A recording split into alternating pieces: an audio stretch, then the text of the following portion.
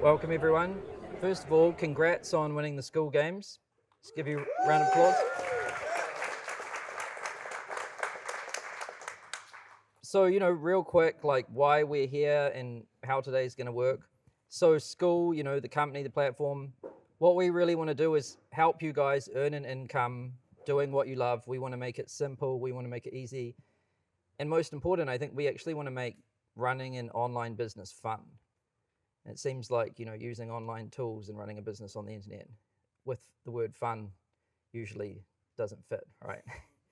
um, but yeah, we want to make it fun. And the cool thing about all you guys in this room is you guys are already doing it. Like you're running successful communities, doing things like golden ratio frequencies, which is badass. Acting, all kinds of different hobbies. There's so many interesting people here doing so many interesting things. And so today is about, meeting and connecting with other winners. It's, me and Hormozi are going to chat and add some value. But but I think you're going to get most of the value out of hanging out with each other, honestly. And I think there's a lot of cool stuff that can come from like cross-pollination of industries. Like when music people talk to AI people, or spirituality people talk to crypto people or something. Like sometimes there's a lot of, you're just looking at other people in your industry and you think this is the only way things can be done, but you see how someone in a totally different industry is doing it and it can spark an idea. So yeah, make sure you use today to like hang out with each other, and if you've got a problem in your business or if you've got a goal, like see how you guys can collaborate to do those things. Because I'm sure some of you here will have figured out Instagram as a traffic source, some YouTube, some TikTok, right? Maybe someone's using tiers, someone's using freemium. I'm sure whatever it is you're curious about and trying to learn, you'll be able to find it here. So how today's going to work, quick little agenda. So me and Hormozi are going to add some value. And then we're going to have some lunch. We've got some chefs here, and they're going to whip up a meal for us. And we'll hang out. Then we're going to get some professional photos. You'll get a photo with Hormozi holding your award. And Sam. And me. And it's always the highlight of my day. And then we're going to get on a bus and we're going to go to Skool HQ, where Skool News happens, where all of this stuff happens. And you guys can hang out there, check it out. And then we're going to get dinner at a restaurant together. Yeah, so there's plenty of time to hang out, right? Now, Hormozi talking points, okay. So I was stressing out yourselves, like, what the hell are we going to talk about? Which I always do the day before this event. And so I asked some people who are in this industry. I was like, it was specifically Evelyn Weiss. I said, what is top of mind for people in this industry right now? Because, I want to talk to Hormozi about things that are relevant to you guys. And we had an interesting chat, and she said that AI is so like hammered in front of everyone's face, right? Everyone's talking about it.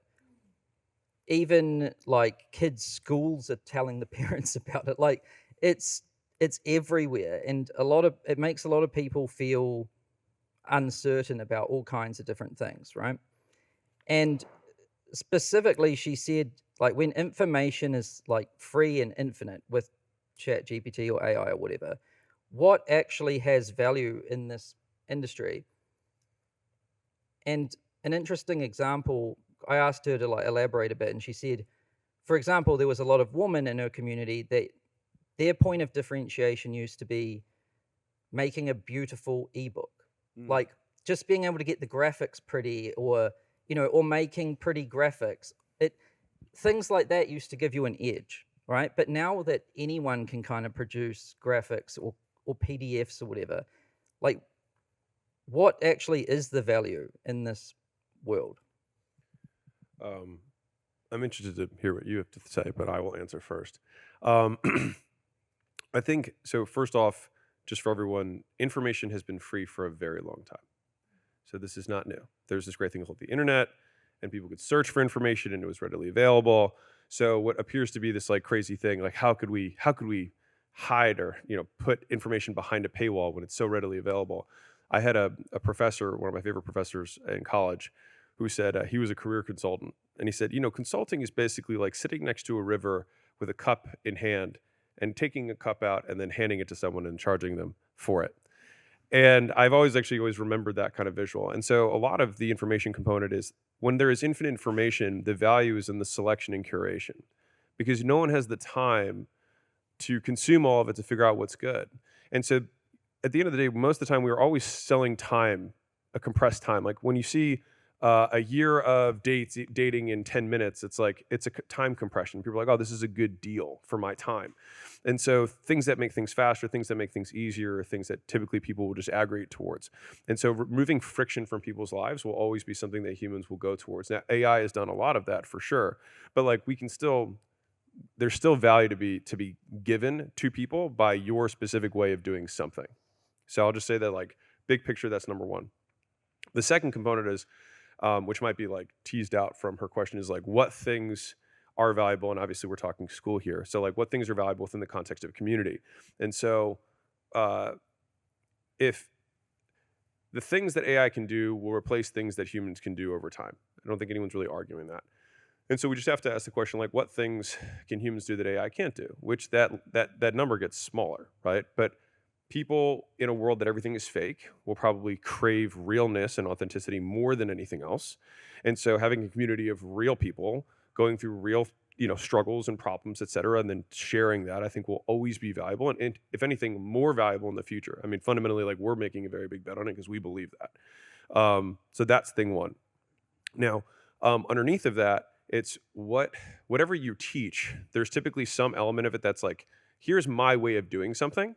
And then there's some element that is consumable within that community. So community itself is consumable. Like if you had community last month, it's not like this month you're like, well, I don't want community anymore. You still want community, right? So you consume that product, if you will, month over month over month. Now there's different examples of like what other things, now this is going to be kind of niche specific to whatever your thing is. Can someone, after they understand my way of thinking or my process or my method or whatever, what are the inputs of that system? And so in the gym launch world, it was like we delivered ads. That was the inputs of the system. We would go test ads. We'd figure out the ads winners, and we'd say, we already showed you how to run them and how to sell people once they came in, but the input was the ad.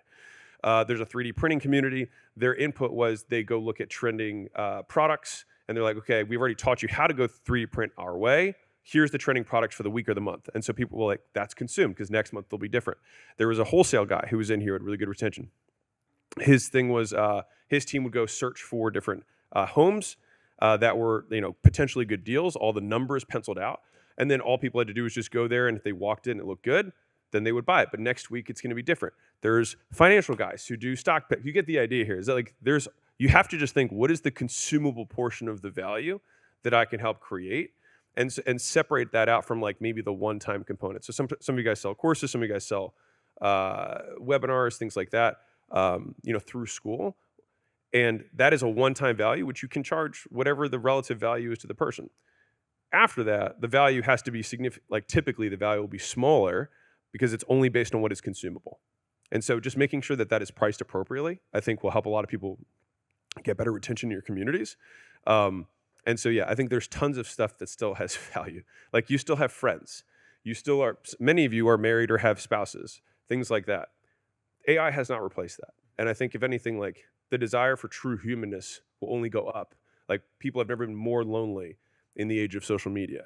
What was supposed to connect us has separated us. And so I think having, the platform for communities, our whole goal is to make it, real. I mean, notice how few bots there are on Skool. Like think about like every person, you're like, oh, this is a human.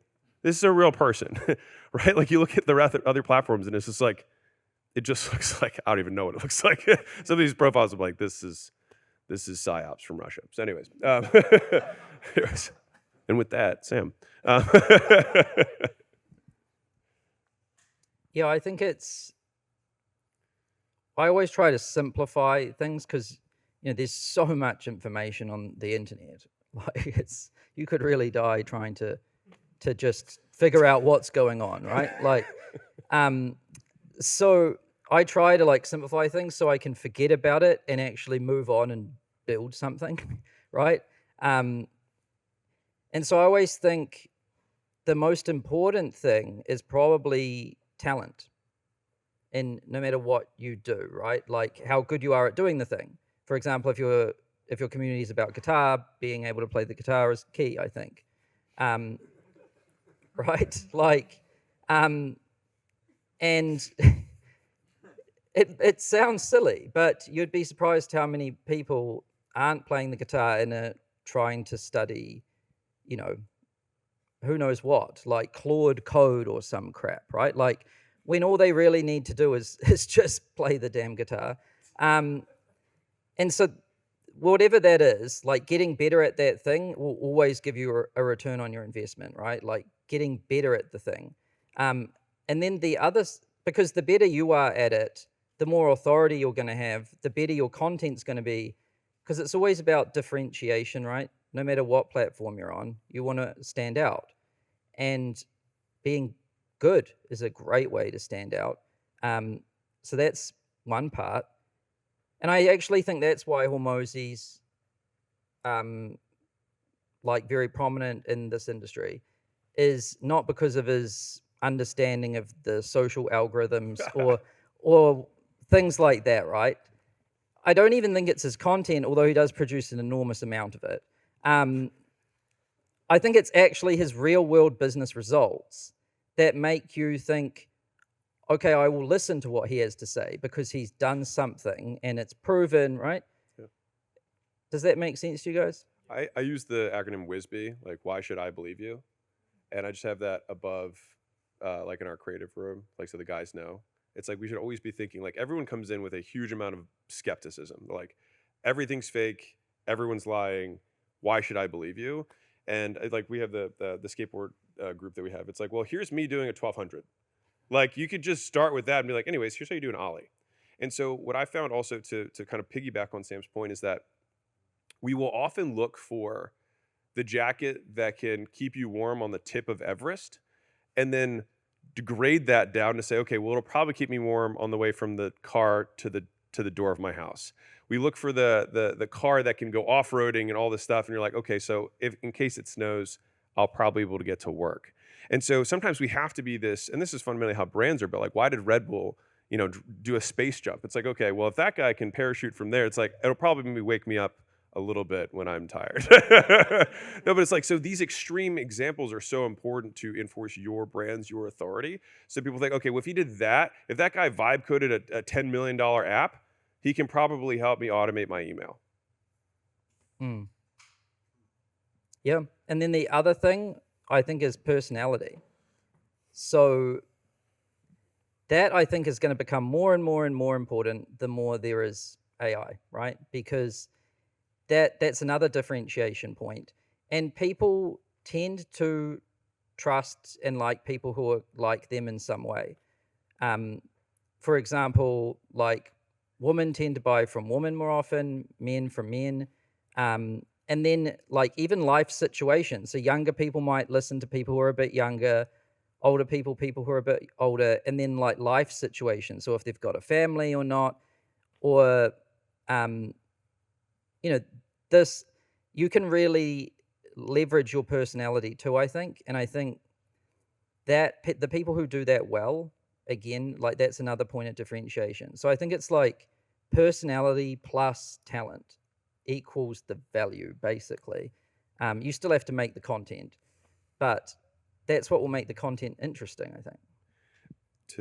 To add on to that point about personality, so two components. So the reason that I think authenticity, like the true truth, not just like what feel like surface level truth, but the like 2 layers below that is so important, which is what everyone's like afraid to do, because everyone's had a unique life, but what ends up happening is we end up gravitating towards these off the box personalities, right? Like, oh, I'm 30, so I should pick either barbecue or an IPA, and that's going to be my hobby. and I'm going to, watch one of these 6 shows that everyone already talks about. And so they just kind of take their personality off the shelf, out of the box, without doing any kind of aftermarket modifications. And so, but I think like the authenticity is the aftermarket modification. It's like say like, sure, I have a body and I have a brain, but like, what did I choose to do with it? And then being really real about that. And I think that where people become interesting is when you have apparent contradictions, or where there are pairings that are not common. And so if you have a jack dude who likes to talk about philosophy, it's not common, right? If you got a guy who looks like who's broke with a wife beater on, and then he makes a lot of money and can talk about business at a high level, that's not a pairing that typically happens. And so those things, when someone doesn't match the pattern that you expect, all of a sudden you're like, my pattern does not match reality. I need to learn something here. And all of a sudden the person becomes interesting. And so to some degree, hopefully, the people that you're with, that you married, or that you're dating, on some level, there was something interesting about them that was not what you expected. And the more you find out about them, the more you are surprised. And I think that, fundamentally, there's elements of attraction. I know that the dating guys are nodding their heads here, but like, they're like, exactly. And then you get their number. So anyways, but same idea though. But the only way to really do that is to actually show the apparent contradictions that exist within you, rather than just take your personality off the shelf. And so I'll separate 2 things that I think are helpful. So I define personality as what you do.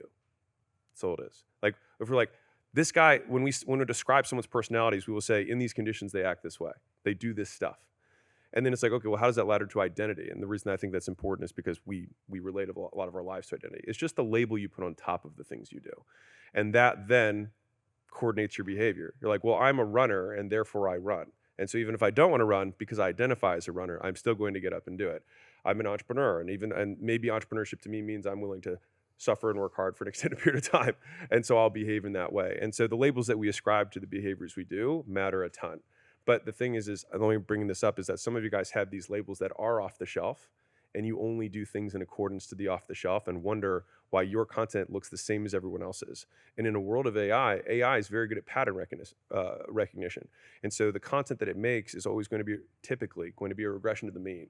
It's just to say, like, this is what content looks like. And if you make content that looks like content, it doesn't work. It's just like ads that look like ads, sales that look like sales, marketing that looks like marketing. It's actually not good marketing. It's not good sales. It's not good content. I remember Evelyn was saying how how her community like evolved. I forget what it used to be called, but it didn't used to be called Grow with Evelyn, which is what it's currently called. She asked all of her members, like, why did you guys buy? Like, what do you actually like in here? Because she was trying to remove things. She was trying to get to the essence of the value, right? And people were just saying, we just like you, Evelyn. We'll do whatever you say. Like, really, they don't even, they're like, oh, if you think it's ads, let's do it. Like, if they like Evelyn. And it sounds silly, but that's why a lot of people do a lot of things. Like, I like that guy. What's he saying? And I think that happens when you use your personality instead of try to like strip it completely from what you're doing. I want to tie the first thing we were talking about, being exceptional. You can take any normal person and meet them in the street, and if all of a sudden you knew that they were the #1 gymnast in the world, you would look at them differently, because that would be unexpected. And so, like, being exceptional at whatever task you do that you're good at makes you interesting. Like, literally just being good at shit makes you interesting. It's like any person who's like, oh, that's actually the #1 Madden player in the world. It's like, okay. Like, it reframes how you see the person. And so to Sam's point, like, by far, #1 thing, get really good and continue to get better and better. But like, if we think about like Evelyn as like a mini case study, it's like, what's unique about Evelyn? It's like, well, she started running ads for an e-commerce business with zillions of SKUs, really complex stuff, and she did an exceptional job with it. She also has a really unique story with her father about how them starting a business. She also has her own business that's done exceptionally well. She's also a mother and works like limited hours. And that's another kind of angle. You're like, this level of success, but not working as many hours, like, that's kind of interesting. And then on top of that, and I think the big thing is that she's also just really sweet. And so most people who have her track record is interesting in of itself. But then when you pair that with like really sweet and humble and like very like student oriented, like, if she's doing way better than somebody else, She'll still be like, tell me what you're doing. Like, she has complete interest in whatever you're doing. And I think that's why so many people like her. And so like it's not like she's not one of those things, it's all of those things. But if she just said like, oh, I'm going to be an Instagram influencer or an ads influencer, then she'd be like, okay, the off the shelf thing would be, let me show my car, let me show my house, let me show my really nice kid. But that's not how she operates. And I think that's what makes it interesting, just being her.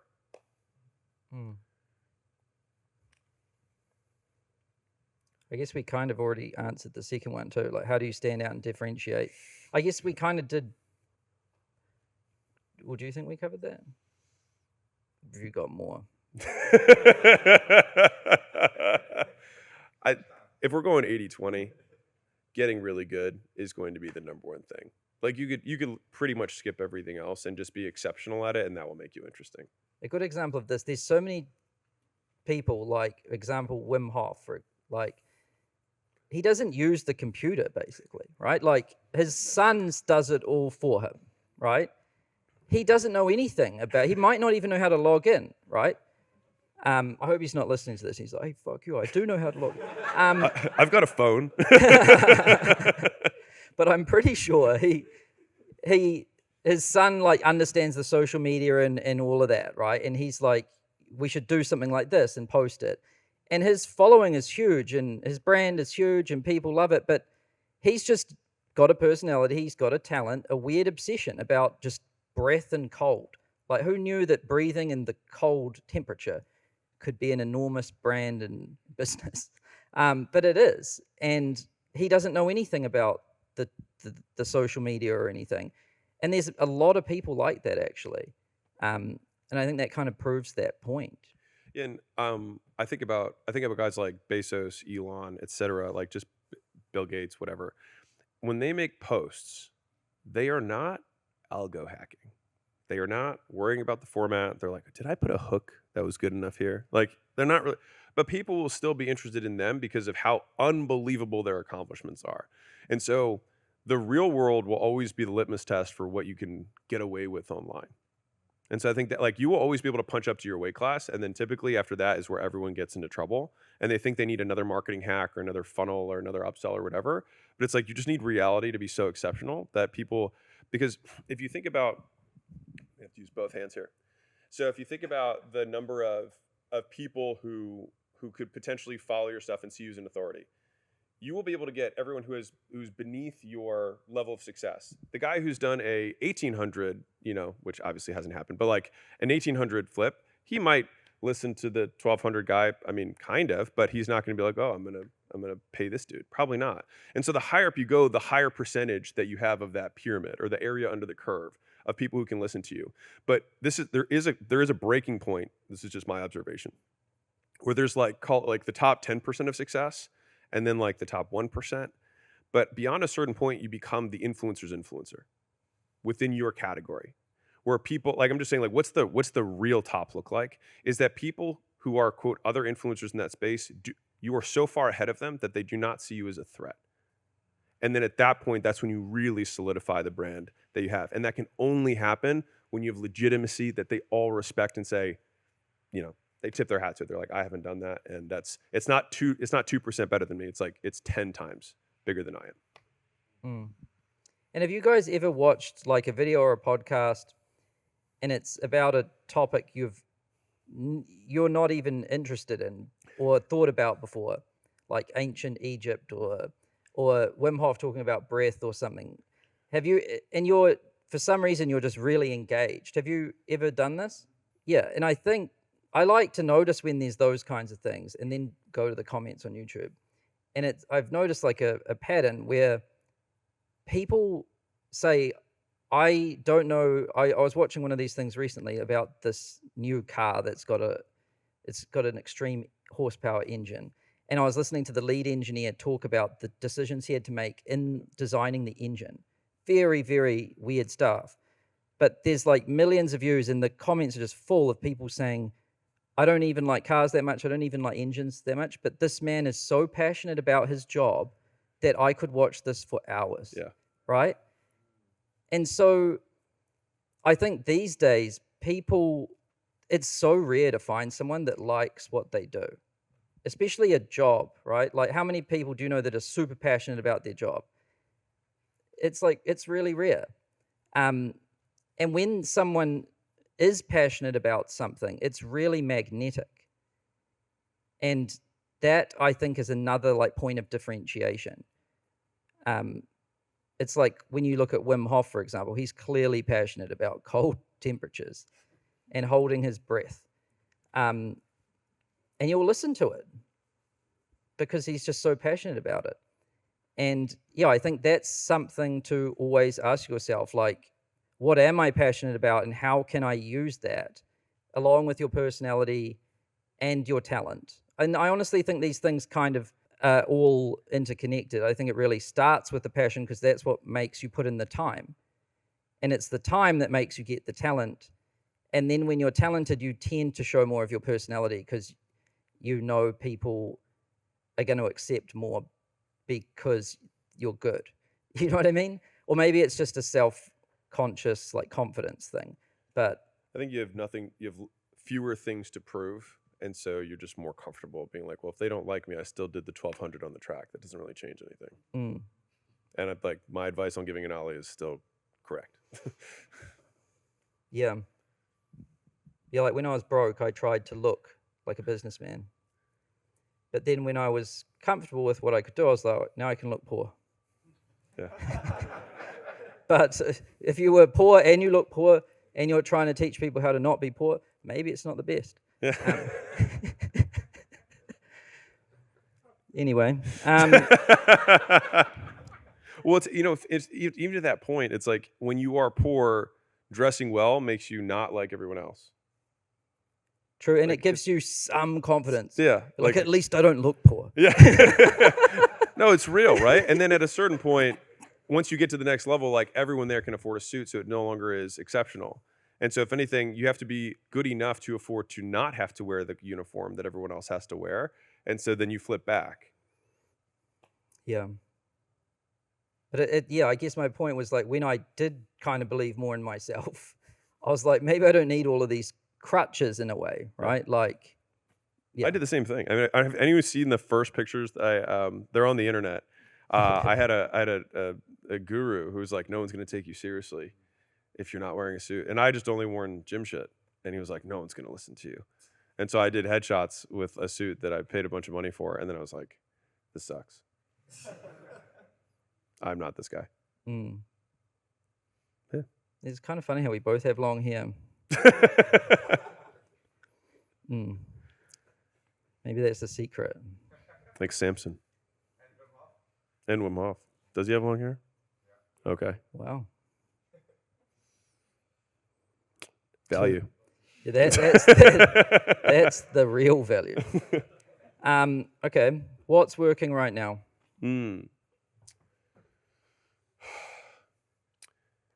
Is that depressing? Yeah, right. I'll say on the content side, I'll go longs and shorts. I'll just kind of go by category. So from the longs perspective, I still think idea is the biggest arbitrage in terms of like what is the actual thing about is still the number one thing.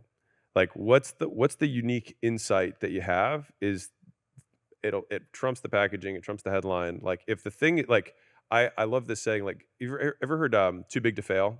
Some like talk about the banking system. I believe there's like a parallel one within content, which is too good to fail.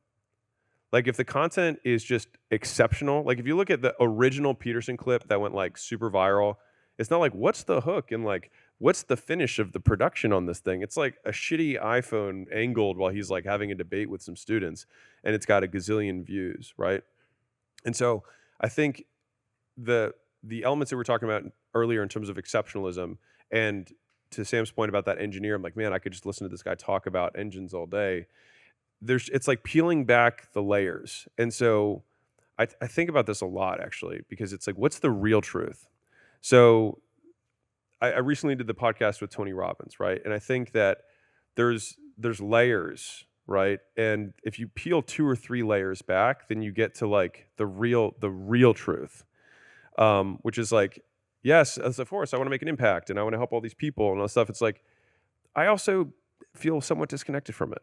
because it happens a lot. I get a lot of people who come up and say like, I made my first $1 million because of you, or I changed my business, changed my life, I moved, and you do get hedonic adaptation. Like it just eventually is like, yeah, I mean, you followed the steps, man. Like, great. I mean, sell shit for more money, tell people about it, do a good job. Like it works.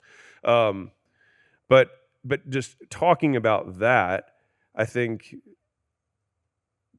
people have some fear around like, what's the truth below the truth? It's not like the thing above wasn't true.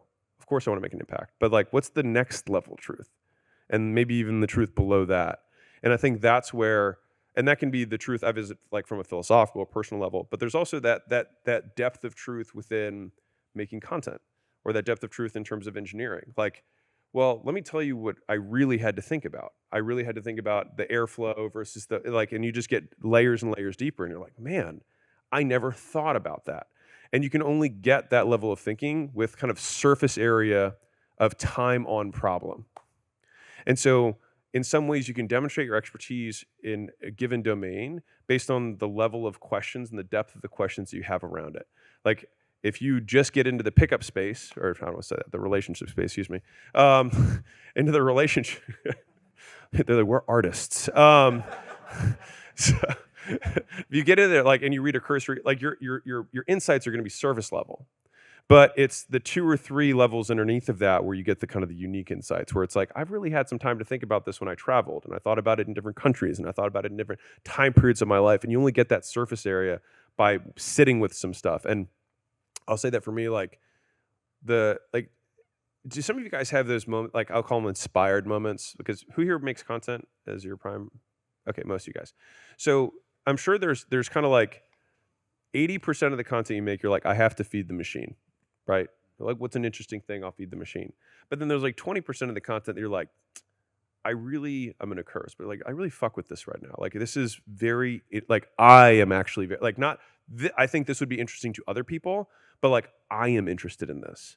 And I think that flip, and it doesn't happen all the time, right? Because that one, like, you can't always pick when you're going to be like really into something, and it doesn't coordinate with your Monday, Wednesday, Friday posting cadence at 10 a.m., right? And so it's like, you'll have these moments, and I would just like encourage you that when those happen, to try and recreate the conditions for it to occur. Not to say like, oh, I must become interested in something at 9 a.m., but just like, what were the things that were common there? Like, did I sleep well? Like, these sound like really basic stuff, but I find them to be really important at the kind of higher and higher levels of like creativity. It's like, you got to sleep well, not worry about these other things. And I think Sam said earlier, like, I'm trying to eliminate things from my life. And so it's like, so you have space to think. Like, you have to have capacity. You have to have excess capacity in order to create insights. Like, you cannot create insights and be busy all the time. It just doesn't work. Yeah, Stephen King said he could never write a book unless all the drawers in his desk were clean. So he couldn't even see them. But it's like unless all the little things that will nag you when you're in focus are like kind of taken care of, it's hard to get deep into that space. I'm kind of the same. I gotta do a lot of things before I can do something good, basically. And that's the creative thing, right? Yeah. Have you guys watched the video I made of maker versus manager? Okay. I live by that. So that has not changed. Like, right now, still 4 or 5 days a week of mine have no meetings whatsoever on them. So I can have time to like think of shit. And sometimes it comes from like phone calls, conversations, just something that, and that's where all the big gains that I've had even in business have come from like insights during those moments. But like, you have to create space. Exploring. Yeah. Just wandering, like Jeff. Yeah. Exploring is key. Like, sometimes when I get those things done, I'll just browse around all kinds of random stuff. Yeah. And then some little spark happens, and then you follow it a bit, and yeah. And you have to have time to follow it, because if you like find it and then you're like, oh shit, I'm now booked to get, it's like it vanishes. It goes away and it finds another person who can go pursue it. But that was real, but that's the long stuff, because I think that's the idea is the thing that matters the most, and like you being interested in it. So I would just, if you ever have to pick, so like, I think the Tony interview is it's just an easy, simple example because it just happened. But like, I did have that option in the beginning. I was like, do I want to make this an algorithm headline driven, like what are the 10 things that people find most interesting about Tony? And then I'll just ask those in that order and whatever, and it'll perform. And what was interesting is that he's doing like he does like 5 podcasts a year, I think, and he does them around his next event. And that's his promotional schedule. And this is zero, I won't even say it. I just think if you watch the other podcasts, they look different. I'll just say that. Was this intentional? Did you think about how this thing should go, or was that an accident? No, I thought about it. Okay, I thought so. Yeah. So right before I went up, Layla was like, and so this is my wife inspired, and she was like, I think you should just ask Tony whatever you want to ask him about. And so I thought about it. I was like, fuck it, yeah, let's do that. And so and then obviously the podcast I've had more texts about that podcast than, besides my launches, I've had more messages about that than anything else, any other piece of content that I've made. But I think it was just because like I was interested, and I think just that. So that's my absolute essence of this point that I just tried to make: value. On the short side, I think I hear classic things here, but like if you had one metric to optimize towards. So TikTok Shop has found this because they're trying to figure out what are the signals for content that creates sales, right? It's very important for them. And so they did this big meta-analysis, and they've discovered that the number one metric was saves, not shares, not likes, in terms of purchase intent. So think about that. Like if you have a funny meme, you might send it to 10 people, and that might get a ton of views, keeps people on platform, and that is aligned with the platform objective. The question is, when you make that funny meme or whatever, does the person who shares that meme, and you've probably shared a meme, are you now more likely to buy from that person who made the meme? Probably not. Realistically, probably not. Now, if someone gives you like 11 steps to optimize your website, is that going to go viral? No. But if you're like, fuck, I need to do this, and you like save it, the likelihood that you're like, you know what, that guy really knows, or that gal really knows what she's talking about, 11 steps to fix your relationship, 11 steps to fix your, whatever. I'm just making this up. But like the depth, again, you only save it if you don't know the 11 steps. So it can't be obvious. And this is, again, these like layers underneath. It's like, okay, well, if I were to ChatGPT the first layer, it'll give me that answer.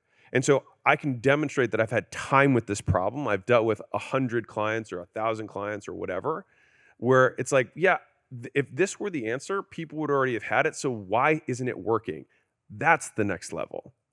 So if we think about content as removing friction from people's lives, that will be a great lens for you, which is like, give the normal advice and then respond to your own advice with why people struggle with that. That's the content.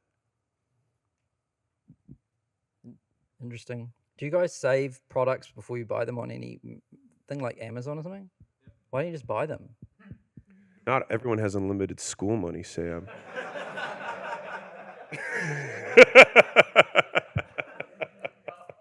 Is that the reason? Because when you were saying that, I was thinking about how I use Airbnb, which is a little different because I'm like sometimes trying to explore where are some cool places I could go. I like forest cabins, for example, and I'm always exploring the northern parts of California. But I'm not going to book it right now because I got to have dates and flights and all kinds of things. So in that scenario, I click that heart thing. You guys do this on? Yeah, okay. So at that context makes sense. But if you're on Amazon, for example. So I would say away from everyday purchases and more from like everyone here, people aren't like shopping for who's going to be my relationship coach or my AI coach. I think that if you consume a bunch of people's content, the one who's giving you the most consistently valuable stuff that you're like, I'm going to save that. I'm going to save that. At some point, you're like, shoot, I got to do something. Who am I going to trust the most? The guy who has given me enough stuff that I felt like I had to collect it. Like I had to hoard this guy's or gal's stuff. That's the one I probably have the most trust with and most likely I'm going to buy from the intangible Because why products. I'm talking about this is I'm like, maybe we should have a save feature on Discovery. Mm. You know, because I have seen people ask for it. They want to, maybe they can't afford the group right now, or maybe like a wish list kind of thing. Yeah, like what you do on Airbnb. In fact, I'd actually save groups now because I'm always trying to remember what are all the cool groups again, and I've got a Google. I got a Google Doc. But do you save content on social platforms? Yeah, I think so. Yeah. Which ones? TikTok. But do you ever look at your saved content? All the time. Never. That's why we don't have a save feature. I was like, no, people save shit, but they never. never look back. Yeah, I save ads that I like. I'm an ads collector. And so I'm like, oh, I like this angle, or I like just something. And I'll often, Sam said this at the very beginning, and I want to like double down on it. You'll get the best insights from people completely in a different niche. And I also encourage you, sometimes people, like, I don't think this is the world that we have in school, but in different rooms, people will like disregard people who are making less than them. I think that is stupid. And I think you are stupid if you subscribe to that. Sometimes the absolute person who makes the least is the one who has to be the scrappiest and most creative. And I learned some of the best tactics from the smallest business owners. And I just think you miss a huge opportunity. So I'll just make, that's just a general point for you guys. But yes, I save ads and I collect them. Because most people who are buying in this whole world have jobs and they have paydays. And a lot of buying cycles are, we Fridays. see spikes after the average payday. Like, you know, that's how people live. So it makes sense, I think, for saving groups. It also makes sense for posts and shit too. But the groups one's interesting when you were talking about that. Yeah. Well, that was a tangent. Value. That was valuable for me. Yeah. Thank you, everybody. Yeah. Have you seen the new thing that's trending right now? Like the top streamers currently do IRL streams. Have you ever seen one of these streams? They're pretty wild, man. I watched one once.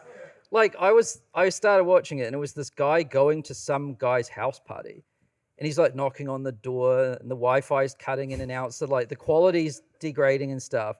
And he's walking around a house party for like 2 hours, and I was like watching it, engaged, and I was like, I stopped and I was like, why is this so popular, and why is this guy one of the top streamers in the world?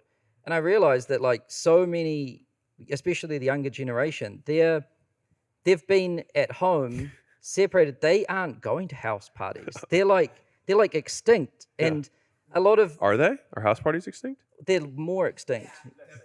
Really? I'm flabbergasted. This is what I'm saying. befuddled. So all these kids are watching they're not even at the house party, but this is as close as they're going to get.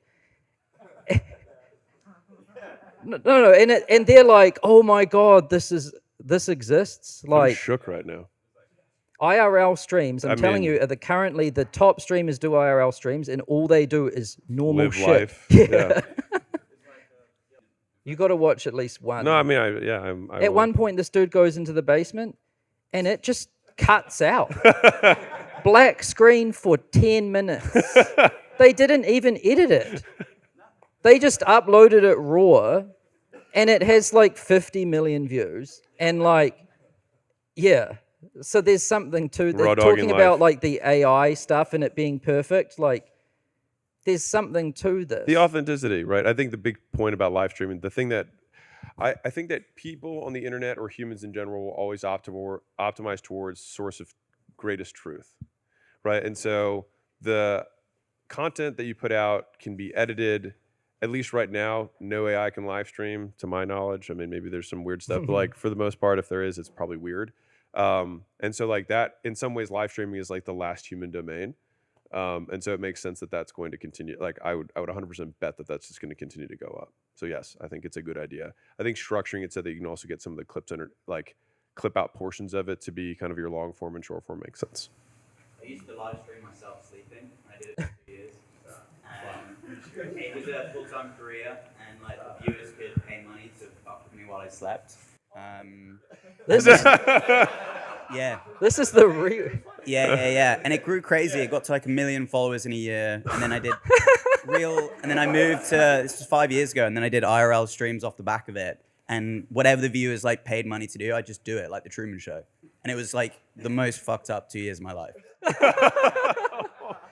So weird.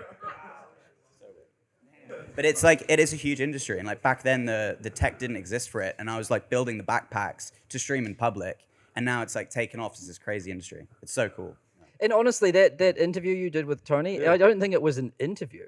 Right. It was like an IRL conversation Yeah. with Tony. That's why it does so much better, because people are kind of sick of the performance Yeah, stuff. it wasn't a podcast.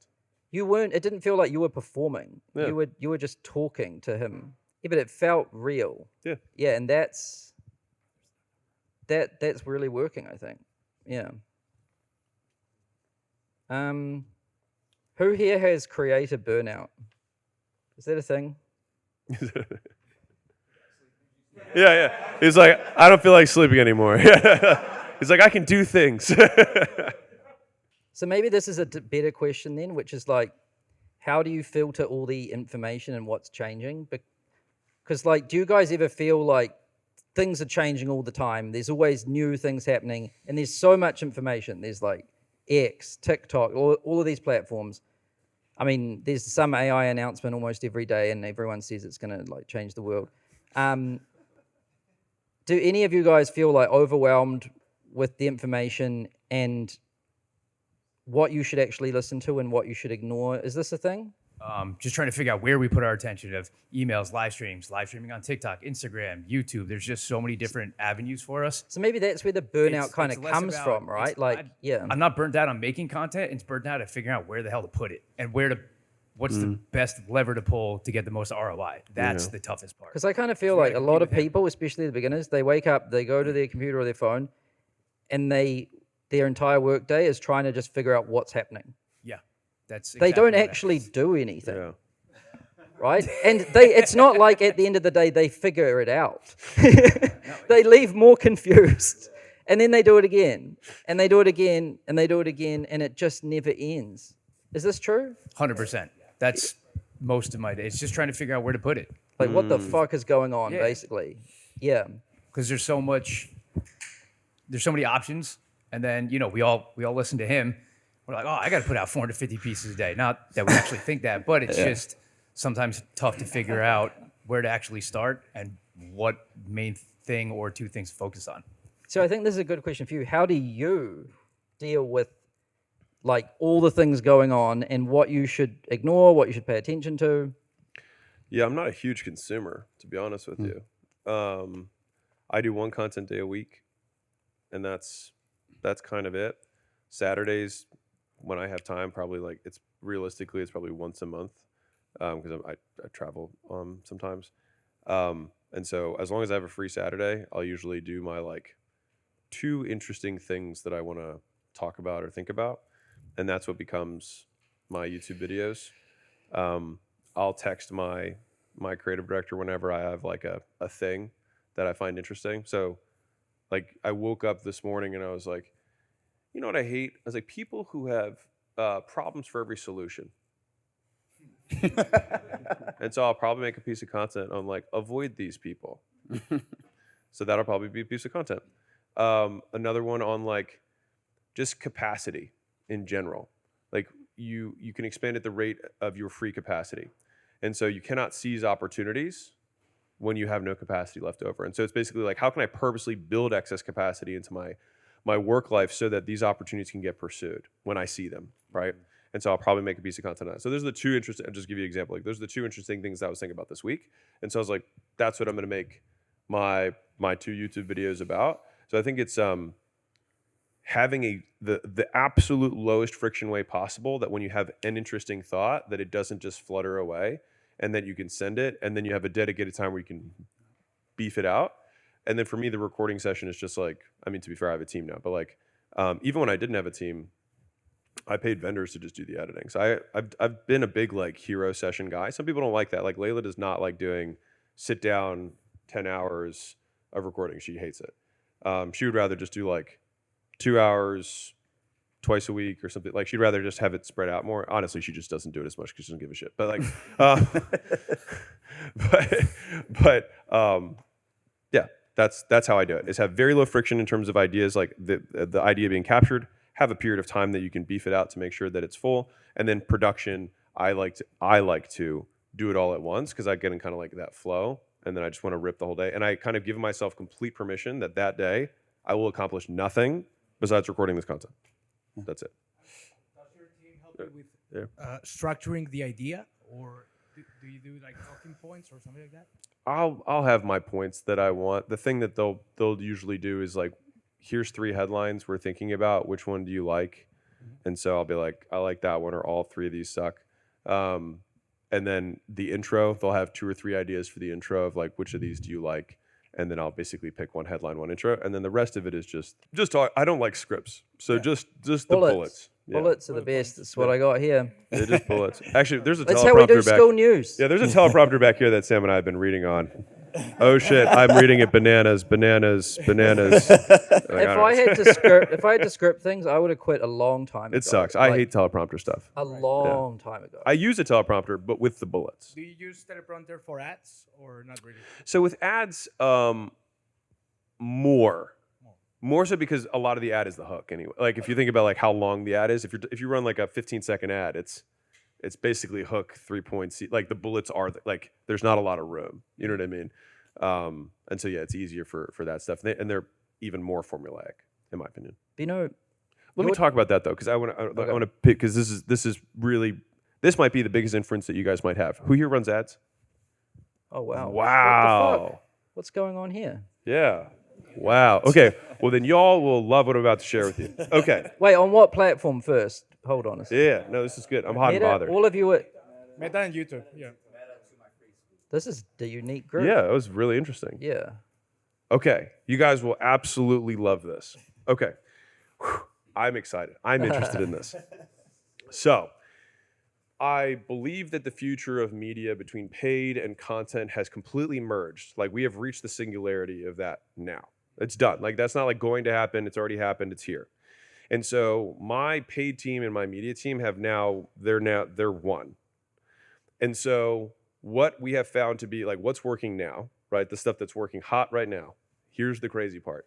We now mostly, because when you asked the question, I was like, that is kind of what we do. But I was thinking about it because it's not as often as it used to be. And the reason is because we pump out 450 pieces or whatever it is of content per week. And you know what's really cool is the algorithm will just tell you which of these are the best and most interesting. And so then what we do is we take those things and then just run them as ads. And I used to think, because we did this earlier, probably a year ago, we were adding CTAs on the end. So it'd be like, I'd take a piece of content and then I'd be like, hey, by the way, get the blah, blah, blah, blah. We don't even do that anymore. Just take the ad or take the content and then just literally put an overlay. Just put a banner that says like, click to grab a thing. Like people get it. They're like, if the thing was good, they're like, that was good. I'll take the action that the ad platform allows me to take right now. Whatever the thing is, whatever the widget is. If I'm leading to a workshop thing, or if it's like, hey, a scaling roadmap, or here are the books, whatever. Like I could use the same piece of content as long as it's relevant to whatever your thing is. And most of you guys are still talking about the same topic, so it should be fine. For me, because I do have a wide breadth, like it would make less sense for me to have a philosophical conversation about work output and then lead to a book, maybe. But like if I'm talking about like more in-depth work stuff, like that middle of funnel, bottom of funnel stuff, the stuff that has lots of saves, crush. And the reason I think that saves thing is important for you guys is look at the content that you have that gives you the most follows, not the most views. Look at the content that has the most saves. Try running those as your ads. And nice thing is with Andromeda too, you lose so little running a bad ad. So like at the very least, some of you guys aren't putting out 450 pieces of content a week anyways, right? And so like if you're putting out 20, just put all 20 up and just run them. And you'll be amazed at how much better they're performing. And I think, this sounds obvious now, but like it's 100% aligned with the platform objectives.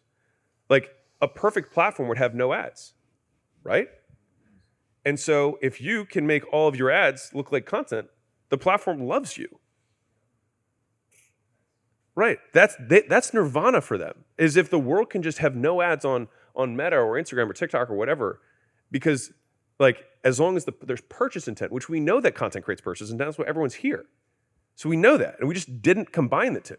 So this is 100% the direction that we've already gone in, and you guys, if you just start doing it immediately, you'll be ahead by a year. So, and if you're in Latin America, you'll be ahead by 5 years.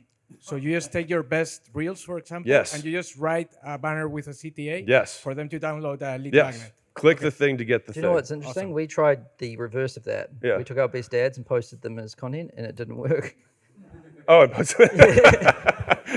We're like, all right, move on. We static image.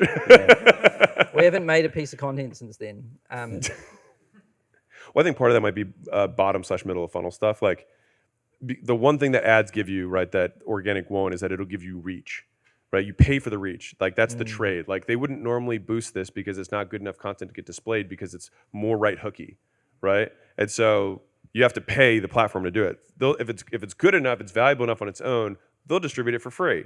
Now, if you put money behind it, they'll super distribute it for free. Yeah. But what we did find is our best ads were made by short form creators. So like there is a it works taking what works organically and running it as an ad, not so much the other way, but yeah. But I think great for brand too. I think you answered this question, which was how do you filter all the information and what's changing? You answered it from the point where you have already figured that out, because now you're like, what should I make a video on? You've already decided I should make a video. I don't think anyone's getting to that. I think, honestly, most people are so overwhelmed, like, should I learn Claude Code, this new thing that's been buzzing recently? Or should I learn NFTs or crypto or whatever? How do you trust that what you've decided on is the right thing to do and that you don't need to go back and check, you know? I think what you just said was like the operative word that Sam said was trust. And so I think the scattered brainedness comes from a place of fear. I'm afraid I'm going to be left behind. I'm afraid my stuff's not going to be relevant. I'm afraid if I don't learn how to code, et cetera, et cetera, et cetera, right? I have a belief, I trust that when something is significant enough that it actually affects my business, I will change. Until then, I will continue to do what I know works, which is that I will gather attention, I will point it in a direction, I'll make a compelling offer, and then I'll deliver on that promise. And so fundamentally, like especially, most of y'all here are below $1 million-ish, somewhere in that neighborhood. What makes you money is letting people know about the stuff and then delivering the stuff and making the stuff you have to deliver. Those are the only components of the business, because for those of you who have a conversion mechanism that's automated, just like the About page, there's no like real sales motion, you just point it there. If you do have a sales motion, you have a sales call or you do a webinar or whatever, you'll have that extra step that's in there. But that is usually a very curated, you don't need to remake your sales script, you don't need to remake your webinar once you know this is the thing that converts. That's just kind of like a performance that either gets automated or you just do it on a weekly basis or whatever. But what are the inputs and the outputs of the system? The inputs in the system are more people knowing about the stuff, which means paid ads and content by and large for most of you guys. That's the input. We have this automated conversion for many of you, and then delivery also for many of you is relatively leveraged in that like there's recordings and maybe you do one call a week. If you have 10 times the people on that call, it still probably works pretty okay. And so pretty much everyone here should be spending the lion's share of your time promoting. And I don't say like in a shilly way. I'm saying like, let people know about your stuff and do it and go 2 levels deeper. Spend more time on the problem and then let that come out in the content or the ads. And that's what's going to create the differentiation. So yes, like right now, my simple advice is if you have, I don't know what, let's assume you work a 12-hour day, you can shrink it down to whatever hours you work. I know we have the French guy who was like, I don't like working more than 4 hours per week. It's too much. So yeah, right, shrink that down according to you. But I just like first 4 hours of the day I'm promoting, next 4 hours of the day I'm building the stuff, and then last one I'm delivering the stuff that I built. That's just third, and just set a timer and stick to that block. Like don't like have like some fire camp. Like if you know what you do every day, because it shouldn't be a surprise to you. There's Slacks, there's decisions, there's whatevers, but many of you guys don't have like massive teams you have to deal with either. And so like if it's not that, it is a distraction. And so if you think about like what is focus? Focus is doing one thing, which means that anything that's not that thing is less focused. Like the most focused video game player would not sleep, would not eat, would only play video games. As soon as they introduce any activity that's not playing video games, they become a less focused video game player. Now you can't be 100% focused because you'll die, because you need to drink water, you need to eat food. So it's like, okay, well, what degrees of not focus can I introduce into this system? But fundamentally, that is it. Like the ultimate productivity hack is no. Is this, you seem to understand this problem, right? Are we getting at it? Are we? Oh, good. Value. Why do you think these people are just endlessly scrolling and not doing anything? Like, what is going on in their mind? You're talking about consumers?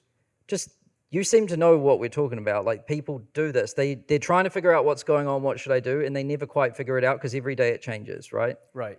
And so they never are like, this is it. I'm going to do this, and I'm going to ignore everything, and I'm just going to do it. They don't do that. Like, why not? I think, just speaking from personal experience, we try to learn as much as we can and consume as much as we can. And then we listen to somebody who's a YouTube expert that says, do this. Then we listen to a copywriter that says, do this. And at the end of the day, I know deep down that everything does work if you just do it for long enough and get good at it. Yeah. But we get into this circle of Because trying to learn did as you much as we used to can. do this sort of thing? I used to do more of it, not like to this I had extreme. a gym. I was like, But you read books and like, I read books. But I read like books what you around said specific problems, though, to be real. But I remember you saying something too, where it's like you were reading all these self-help books. And Oh, all that of was a before I sudden- started business, But yeah. even just in general, the concept of reading all these self-help books, and at some point they all end up contradicting Your life- each other. oh, And totally. you're like, oh, I'm in the same exact spot. I just need to fucking pick Do one shit. and do it. But I think picking that one gets tough for a lot of us. I'll give you a wonderful piece of advice that even very high level entrepreneurs will forget. So it's something we need to be reminded of more than taught. But it's like, you will do something, and as soon as it begins to work, do not stop doing that thing until it stops working. Do not stop doing that thing because you fear it will stop working. Do not stop doing that. Like, if it keeps working, you keep doing it. Repeat successful actions. That was a success. We should repeat that. We should do that again. But we did it yesterday. Do it again. Aren't they tired of it? Did it work? Yes. Do it again. I'll tell you the most extreme version of this and like why I'm like, so I did the book launch, right? The second day, there's all this juju about like, you have to have a repitch, is a different presentation, all this type of stuff. I was so adamant about this that I was like, no, I think I can give the exact same presentation again, same exact presentation, and more people will buy.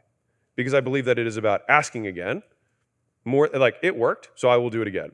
And so I did the exact same presentation day 2, and we did like $25 million in sales day 2. Same presentation. Now you're like, but would it be different people? Tons of the same people. They just watched it again. We watch reruns of shows that we already know happened. And we think, oh, I have to somehow come up with a new business model every week. If you have something and it works and you make money from it, then you have an input-output equation. And so then it's like, great. The real question becomes, how can I actually do 100 times the inputs? Now, part of that comes from work ethic. The other part comes from just leverage. What kind of systems can I put in there so that this one piece of content gets put in 10 places, that kind of stuff. But like, Skool has one of the simplest business models in the world. Promote shit, point to page, cha-ching, deliver shit. And I repeat the shit out of that on every single stream. I'm like, look, they have an Instagram, link in bio, about page, money. Yeah. Again and again and again and again and again, and everyone's still like, what do I do? Yeah. But it's so when we look at that, which of those has volume? The conversion is there's no real volume there. Maybe there's a split test, if that. The delivery, most of you guys have fixed delivery in that it's like I do a call a week, I do some sort of Q&A or a breakdown or review for a pickup guy, or I do a page breakdown for Evelyn or an ads breakdown, whatever, right? It's a fixed back end. It's an automated conversion. The only part of the system that actually you have to do is the input, is the ads. And when I say ads, I mean in the formal sense, advertising, let people know about stuff. But that means content and paid. And now that content and paid are merged, it's just content. And finding the good content and then putting more money behind it so more people see it. That's it. Traffic, conversion rate, churn, like one of those things might be the problem. Maybe all. Maybe all. But I swear most people don't even start it. Yeah. So, yeah.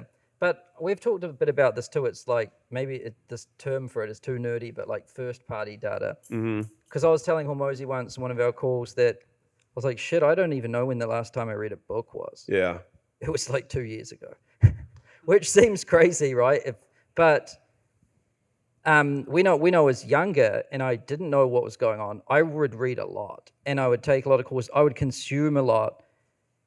And that's because I didn't have anything to do to test if it worked or not. I was trying to figure out what I should do, right? So I was like all over the place. And then when I finally figured out, okay, I'm going to do this, then I did it, and then if it worked, I would be like, okay, now I'll just make it keep working. And if there's a problem, I will seek information to solve the problem. And then I was consuming less. But then the further on I got, the more first-party data you have from doing it. And that's obviously so much more accurate and relevant to you than third-party data, which is other people sharing what they think worked for them. Do you see what I'm saying? Yeah. And I think that once you get that first-party data, you can totally tune out a lot of things. Like, you can tune out everything that's going on, because none of that, if that matters, it will touch the first-party data, right? Like, you'll see a movement and you're like, oh, maybe that is important. But if it doesn't, who cares? And is this making any sense? I endorse this message. I love figuring out, my favorite thing to do is like, I can completely ignore that. I don't give a shit. Like, that is what I'm trying to do to everything, basically, because I'm trying to figure out what can I ignore. And I try to ignore a lot, really. And Should I repeat? Yeah. It's signal versus noise. Regarding the earlier question, finding out what is signal, what is noise.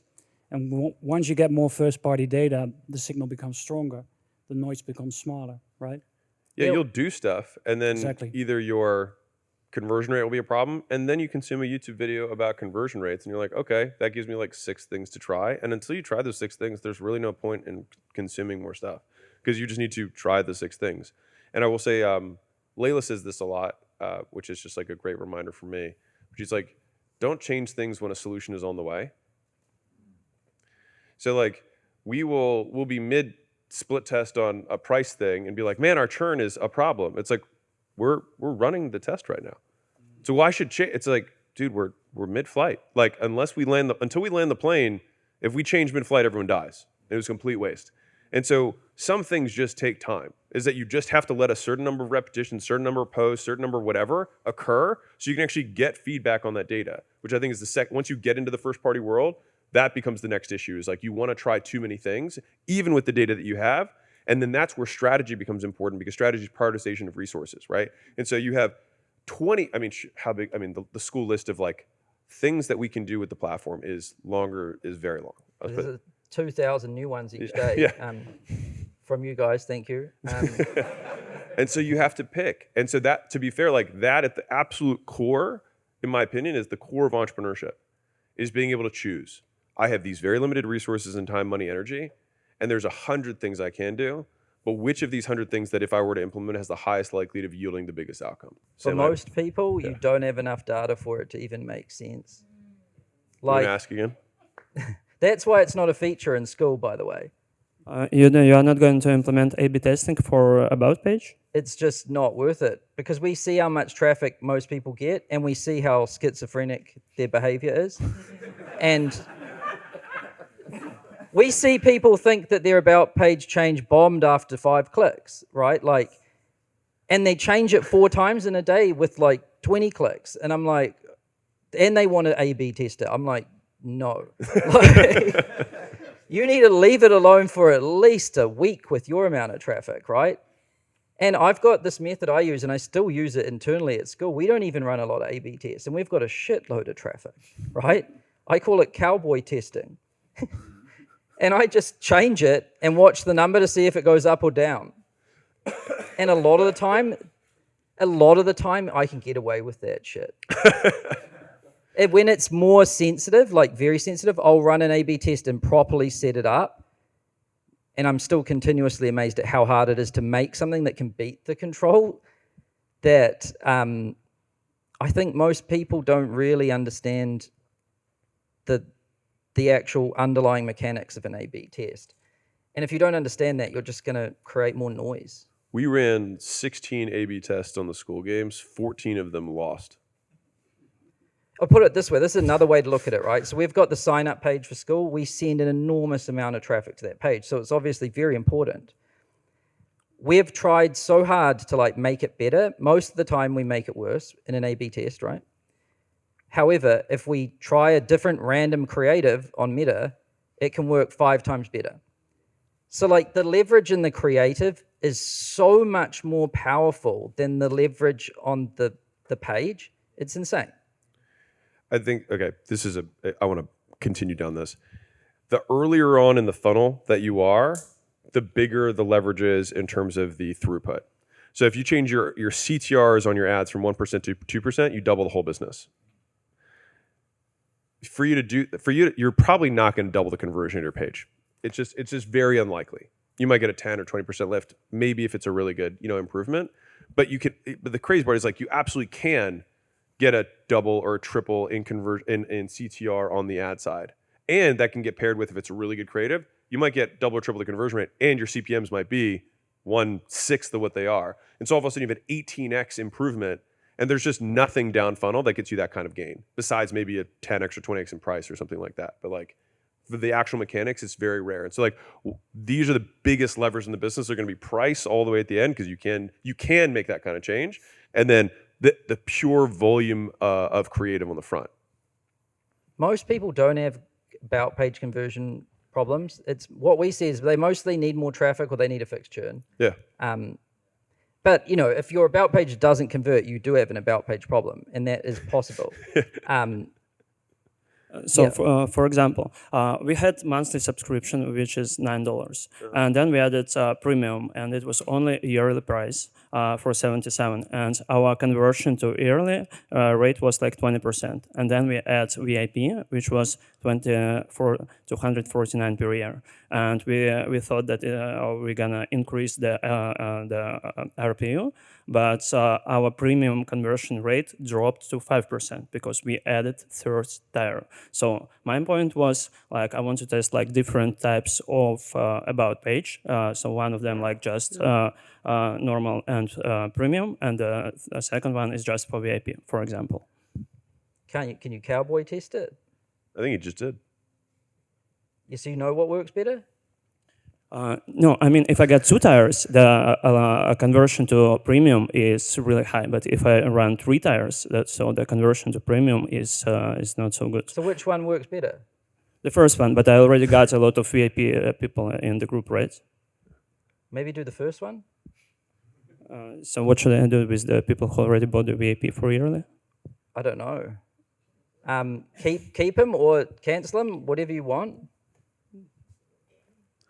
Also, to his point, first-party data, right? Like you can read like, hey, having a high anchor works in a lot of scenarios. In yours, it didn't. Good to know. Or do you want to? This might help you with the should you be able to save groups feature. I've never ran an ad or anything, and I didn't even know I could add more characters in my about page for a long time. Do people, or can you see that people scroll through and click and join groups based off of the Skool feature of searching groups? Because to me, most of my signups, like I usually am TikTok live, just talking, answering questions, or I'll post content and stuff like that. But I can see 5 or 10 people join during a TikTok live. I don't even talk about my school. Other people will promote my school for me. And I think that my about page is irrelevant because they see me as the expert and they want to have the digestible information that I'm creating. And so I don't know how much people actually go through and scroll and look. Maybe they do, or depending on the way that you funnel content or people through content, they may or may not actually look at the about page because they want to just get what you have for them. You have warm traffic, like the hottest traffic. The hotter the traffic, the less the persuasion matters. The colder the traffic, the more it matters. And so I will say as a rule of thumb, sell warm like it's cold. And then you'll maximally convert warm, and you'll be able to convert cold. Okay. So even though it would be in our best interest to be like, yeah, nothing matters, like we shouldn't build more features for this, I think that is why you had that experience. I just didn't know if people actually scroll through and like look for groups and topics. Yes. A lot of people don't even know that Skool exists from what I see. Most of the world, yeah. Yeah, and they're like, There's 22 million. Yeah, 22 million out of 8 or 9 billion do know versus don't. right. No. We're getting there. But yeah, I think like something like 30% of memberships come from the Skool discovery features platform wide. Now that ranges a lot between groups, but we can even look at your data later today if you want, like, because we've got it. The feature ships like in the first couple of weeks of February. you've seen me talk about the traffic sources thing. It's so sexy. Who here actually wants that? Thank goodness, because it's 6 months of my life on that. What was the thing that you did last time? The last Skool Yeah, games? the analytics. I was like, This who is likes analytics? No one put their hand up. This first-party data thing, I think this traffic sources thing is going to give people that. Like, what is working? It's amazing what it does. There was this guy, the French guy who works 2 hours a week. He came up to my computer and I showed him his traffic sources and he goes, YouTube? What? this? Oh. He goes, we should make videos. He was putting all his time into Instagram. YouTube was delivering more money and he was neglecting it. It took him 2 seconds. He goes, YouTube. And his whole life plan changed. He was doing it for only 2 hours a week on the wrong thing. Yeah. It was by accident. He was repurposing Instagram. Imagine 4 on the right. Yeah. But I think that's first party data, right? Like it tells you very quick, what am I doing out on the internet that is actually working so that I can do more of it? And I don't think this level of visibility has ever really existed. Like no one, you kind of have a sense, right? But you don't really know where your customers come from. Is this true? Because, by the way, they touch a lot of different things, which makes it very hard to figure it out. Yeah. We look at every touch. So, like, if they come from Instagram, then they come from an affiliate, and later they come from an email, and then they come from Skool Discovery, and then because, by the way, most people have many touch points, and then we have to figure out which one do we assign it to. That's why it's quite hard to figure out, I think. You can put, like, links embedded in the about page text. So it's like, why am I spending all this time trying to make a fancy landing page when it's like they're there and the subscribe button is right there versus now just taking them through another funnel.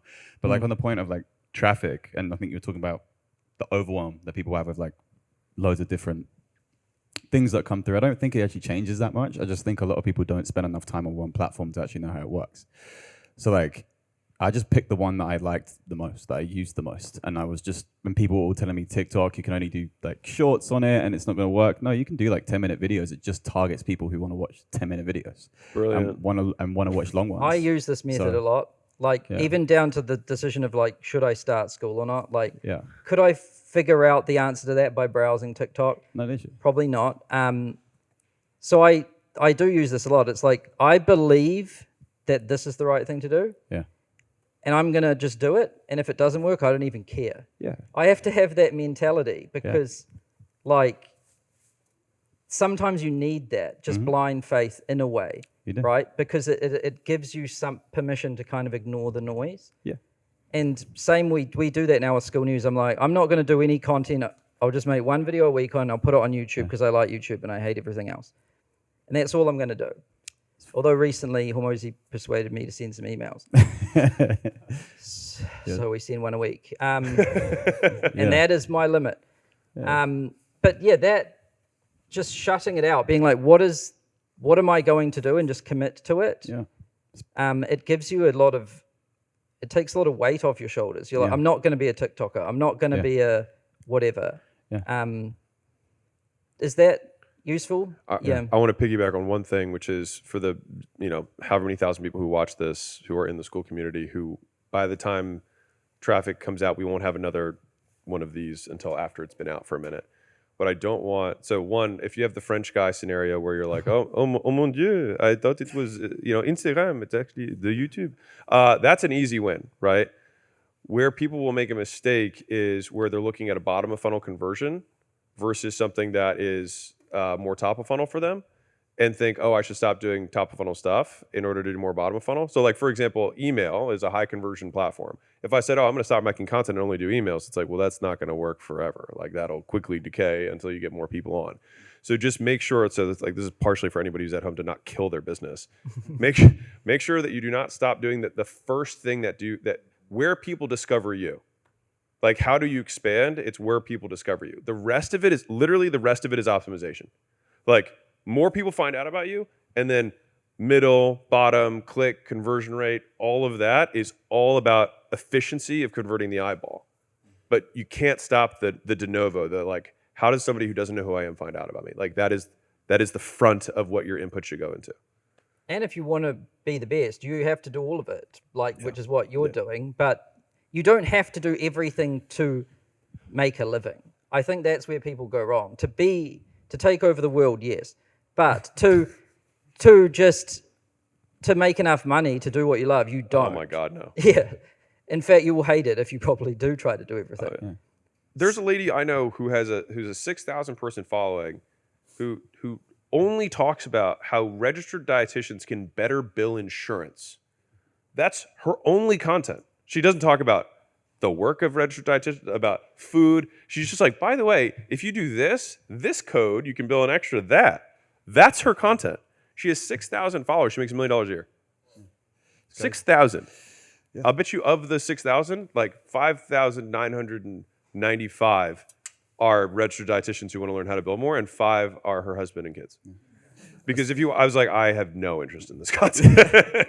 But what's cool is that the interest media is what it shifted to, right? Is that like, if you only just talk about the shit the people you care about will care about, and you will get them. Like, the targeting for the content is done. Like, the AI knows what you're talking about and will just give it to people who consume that stuff. Yeah, and like, if you want to find like the most concentrated version of that, it's normally on your videos that flopped, because the people who saw those are the ones who get immediately shown your videos. So even the ones that don't do well, it's like, that's actually how I ended up winning, is because probably when my videos were doing the worst, but I was just reaching out to people on the videos that were flopping, because I only had like 100, 200 likes, which is still a lot, but it was like messaging them. That's why I had the most conversion rate versus the ones that did really big, because most people are not going to have that same amount of focus. It's probably the first time they saw me versus like that stuff. And then, yeah, changed my life. More of what's working. Who here uses Instagram as one of their primary ways of getting customers? By the way, most of our traffic to About Pages comes from Instagram. So I would imagine most people. Yeah. Okay. Yeah. Same hands. Who here uses ManyChat? Okay. I just want to, like, right now I think it's the most efficient conversion of eyeball to CTA. Just like, get the thing, I'll send you the link, and then. Do you guys use that to promote your school? ManyChat plus Instagram? Yeah, so we've done ManyChat now on 500 posts of our last posts. And what we found is that people just like sending a link is the easiest thing to do. So what we've done is we've gone a step further and we create a PDF document with actionable resources in it, with a hyperlink to whatever it is you're trying to sell. And then that does way better than just a link. So that's like killing it. So I'll say this back for everyone at home. So you say, get my widget, and they comment widget, and then you send them link to widget, which is a PDF that's hosted on Drive or whatever. And then inside of the widget is, want more stuff like this widget, go here. Yeah, so we run a creative AI education company, and we will give people the images and prompts that we use, for example, in the video, so they can access that. And then at the bottom, it's like, check out our school for more education. Great. Yeah, slams. That's slams. Slams. Golden ratio? Yes. Okay. I want to circle back to, this whole thing started with creator burnout. And you said, raise your hand. And I didn't raise my hand, but I was sitting this whole time being like, I should have raised my hand. I'm definitely having it. But I'm thankful to have it because I found something that worked. And I was on a road trip across the country with my partner right as our business was blowing up. We were literally driving across the country, doing customer service emails in the car the entire time. And I was watching a video of yours, and you were like, just do more. And I was like yelling at her. I was like, we have to do more. So I've been doing that. I found a certain style of video, pretty much boiled it down to a script. Just been refining it over and over again and just doing more and more and more and more of it. I personally have reached my cap of like how much I just physically can do and handle. And then I'm like hiring a team to like do that whole thing. So I don't know if it's really a question, but it's like I think that's the position I'm in, which is like, can you just keep doing more forever? And at what point do you trade off like the thing that is working versus like, hey, like, you know, you guys all know me as the golden ratio guy, and there's like many other aspects to like my life. And you're like only the golden ratio and guy. Like the things I want to give to the world, you know? So at what point do you give, we were talking about depths, you know?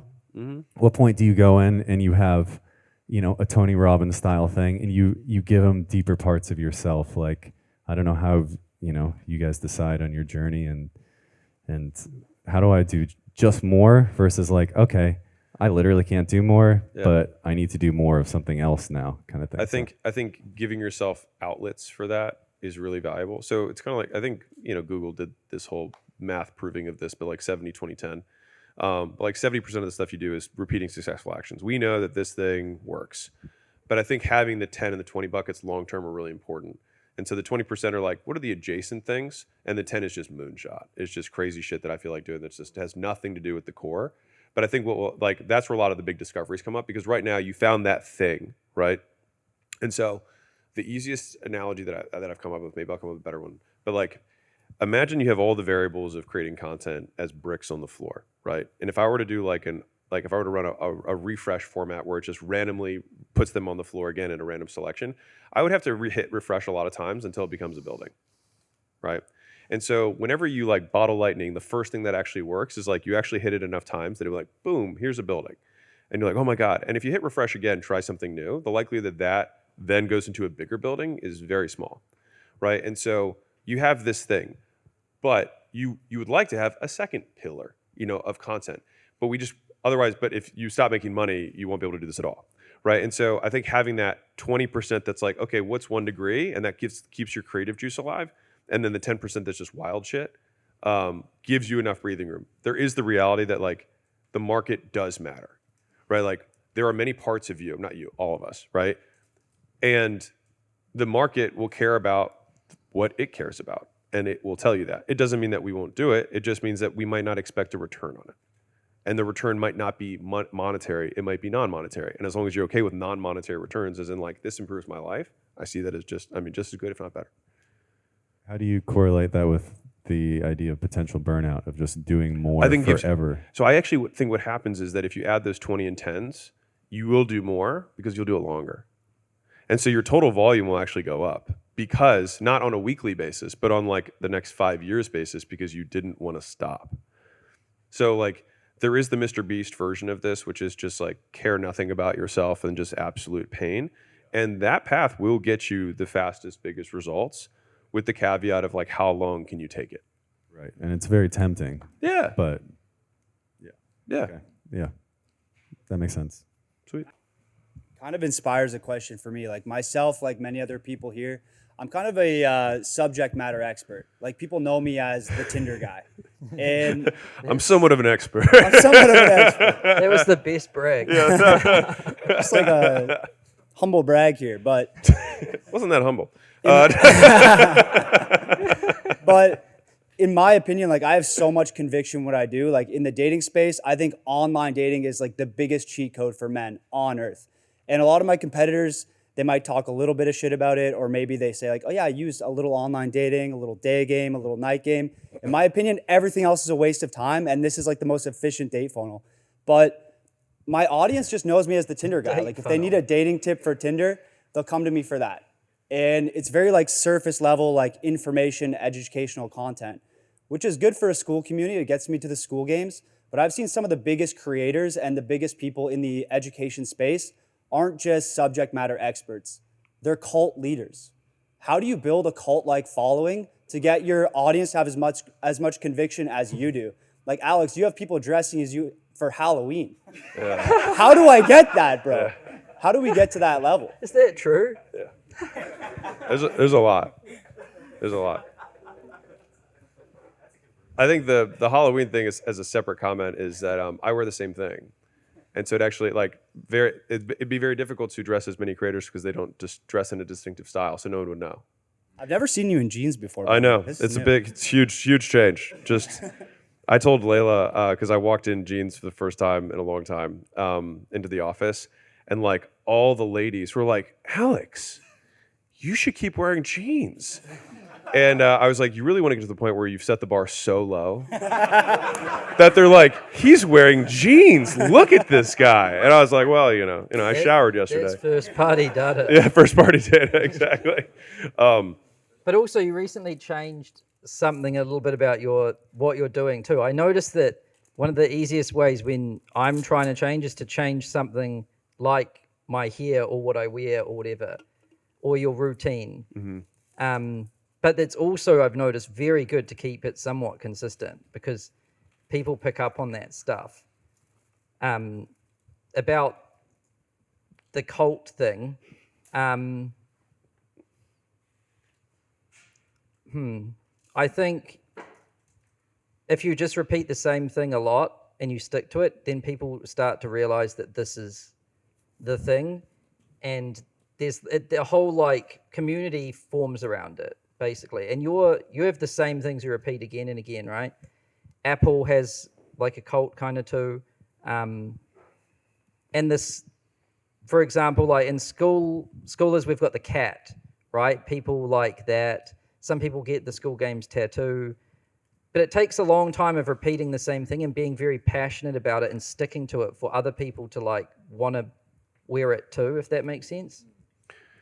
You need to demonstrate visibly that you control the things that they want to control, number one. Number two is you need to give behavioral instructions that they can follow and get a good outcome. Number three, you need to have third-party credibility that the things you say are true. And number four, you need to be like them, whatever your audience is. If you do those four things, you condition yourself as a reinforcer. And a reinforcer is just something that gets someone to do something again. And so that is fundamental, like those are the steps. Okay. And so when we're thinking about content, it's like, okay, when we talk like make good shit, right? We have to give instructions that yield good returns for people that are non-obvious. And if you remove all the friction that someone is encountering, that's blocking them from the thing they want, and then you help them get through that friction with your instructions, they will attribute a portion of that outcome to you. And with content, you can do that at scale. And do you think that's the path to get to the point where as a creator, you can make like an hour-long video uncut and people will just watch the whole thing? You don't even need a call to action, but they'll go down to the description and click it. Is it just doing more of that? So content rule in general, no such thing as too long, only too boring. And so as long, like Netflix has proven this, people will watch binge for hours and hours and hours. Like people will consume as long as it's rewarding. 6-hour podcasts these days. Have you seen some of them? Yeah. I put out, my team put out all my sales trainings as one thing recently, and it murdered. It's like 9, it's so long. And I put out one that was just all my like brutally honest ones together.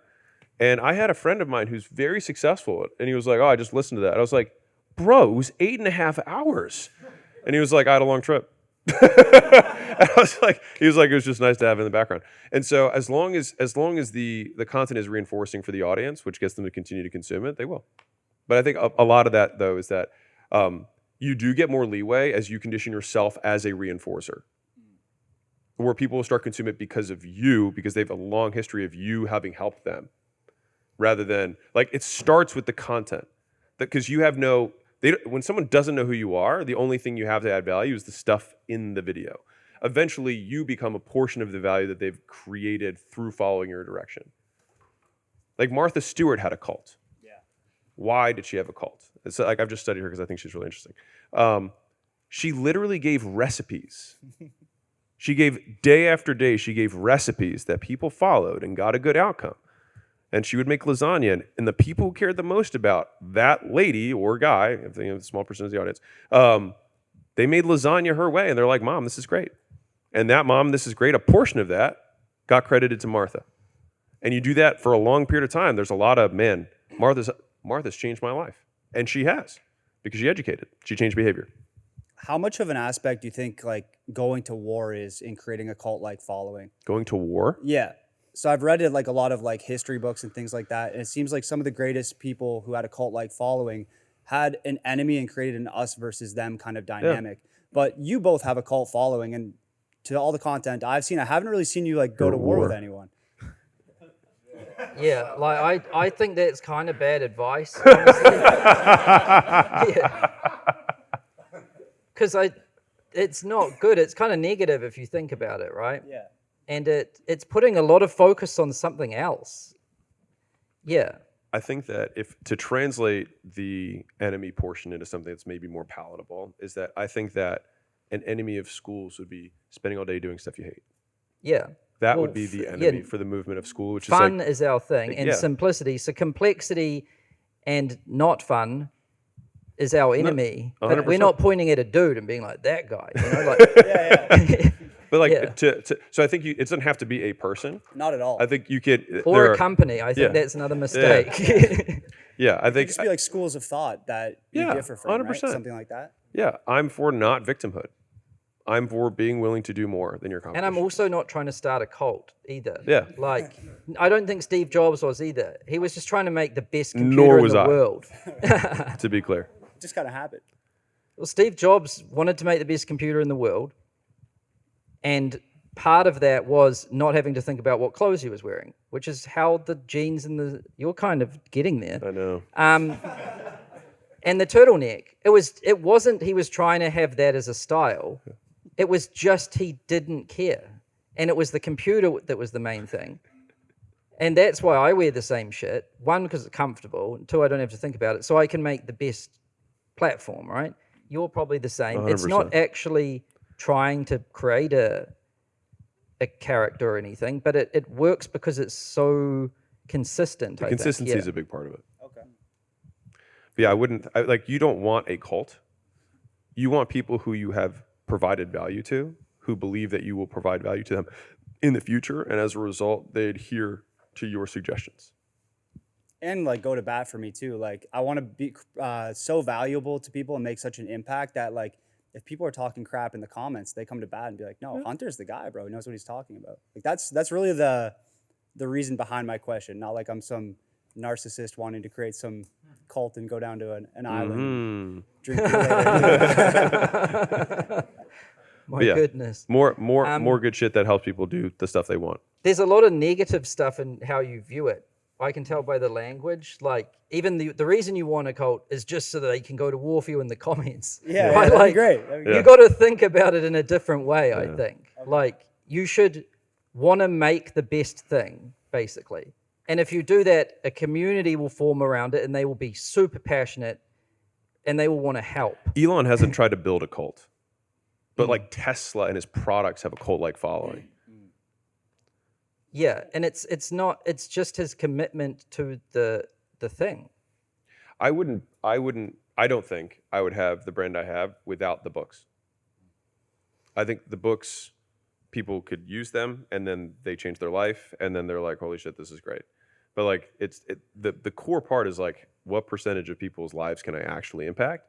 And if you make that the true North Star, and it really is the North Star, I think people can tell. Have you guys read my books? Yeah. Okay.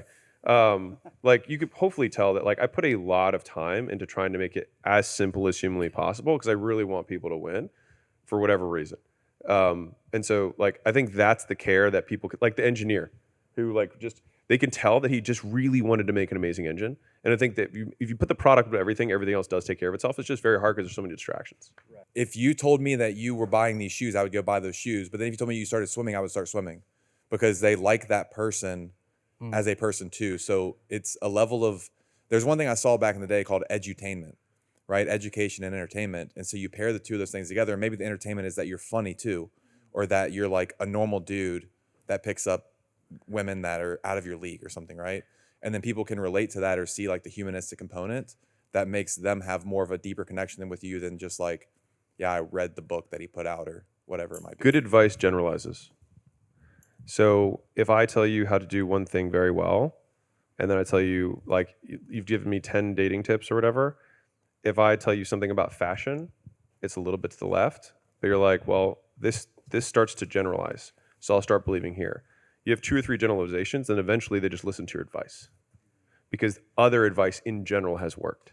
And so that's when you become a generically kind of quote influential or interesting person. And then I just want to hit the enemies thing in terms of the comments. It's never going to stop. It will only go up. And the more you believe in anything, the more you will have counter resistance to that thing, no matter what. And so in the beginning, it's like, oh my God, I have some hate. And then you'll have more and more hate until eventually like you become news. Like Elon or Trump it doesn't matter what they do, they are viral. Yeah. Like they are news. It doesn't like they don't have to do anything newsworthy. They are newsworthy. And that's where it gets to. And a lot of people don't want that, to be clear.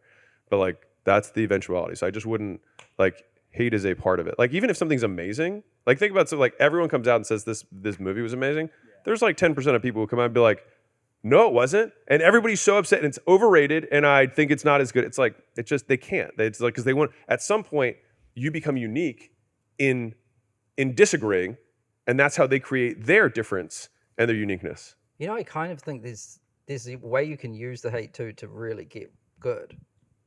Because like, I remember reading a post, I was reading some hate about Skool.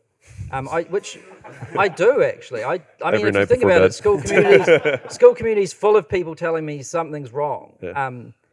But that's actually what I want to know. My greatest fear is they won't say anything and it will just continue to be wrong and broken, right? And if I fix what's wrong, they love it and it's better. So, but anyway, I was reading this guy's post and he was saying Skool is like an absolute piece of shit. Here's why. And then he listed 5 reasons and I was reading through them. I was like, fuck. I was like, I agree. I didn't say anything though, I just saved it. And then I'm not using the save feature though, by the way. I mean like screenshotting it and putting it in a bookmark folder. But then over the course of it took about a year and we had fixed every single thing that he had mentioned. And by the time we had done that, I was thinking back to that guy's post and I was like, haha. I never even said anything, or I don't even want anyone to defend me. It's like sometimes I like reading it, and I'm like, okay, yeah, like we can do better, and I use it. It's also kind of motivating for me, I think. I also think that is the core of creating good content and good education, just in general, which is like it. In terms of trying to make something good, I want to make this good is not like an outcome you can do, but it is very tactical to remove things that suck. And so fundamentally, almost all of you guys have some promise of some sort, which is that people want to make money, they want to find love, they want to lose weight, whatever it is, right? There's a promise. And so everything that gets in the way of that promise is what we have to work on. That's what makes it good. And so just in terms of like, what do I actually do to make my thing better? It's removing all the stuff that sucks for the user.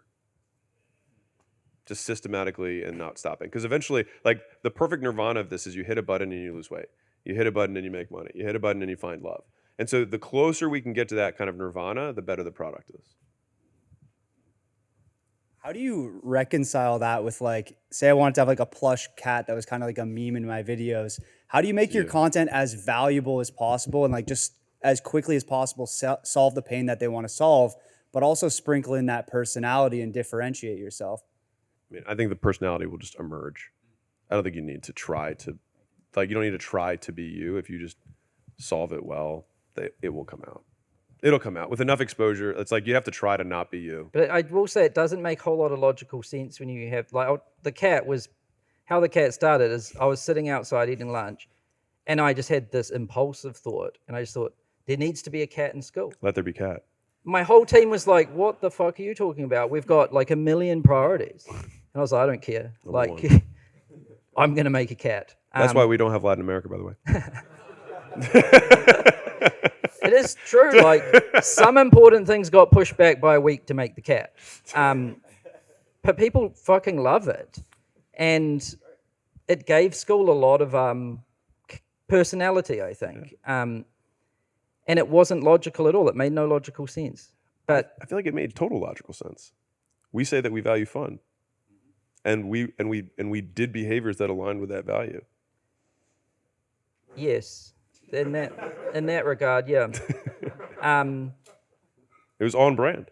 Yes. Yeah.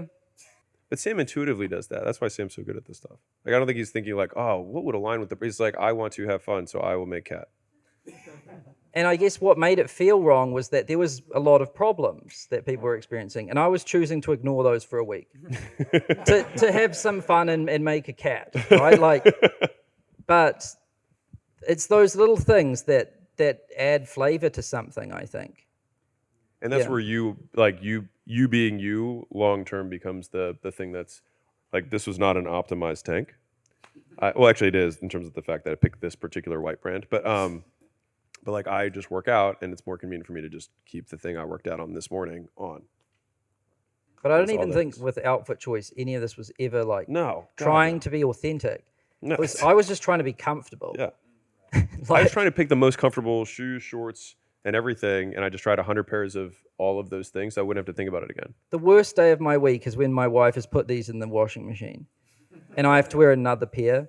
They're identical, but they're new and stiff, and it ruins my fucking day.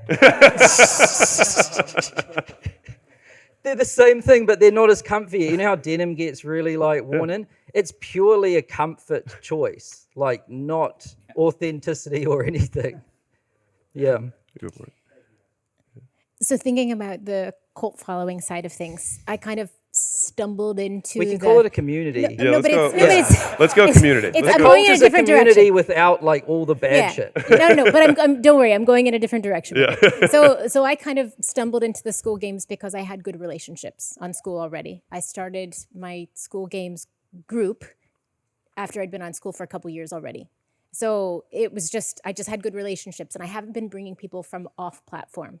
My challenge with bringing people from off platform is they don't always stick. And so when I have used my email list and my social media and brought people on, they are not obsessed with Skool already.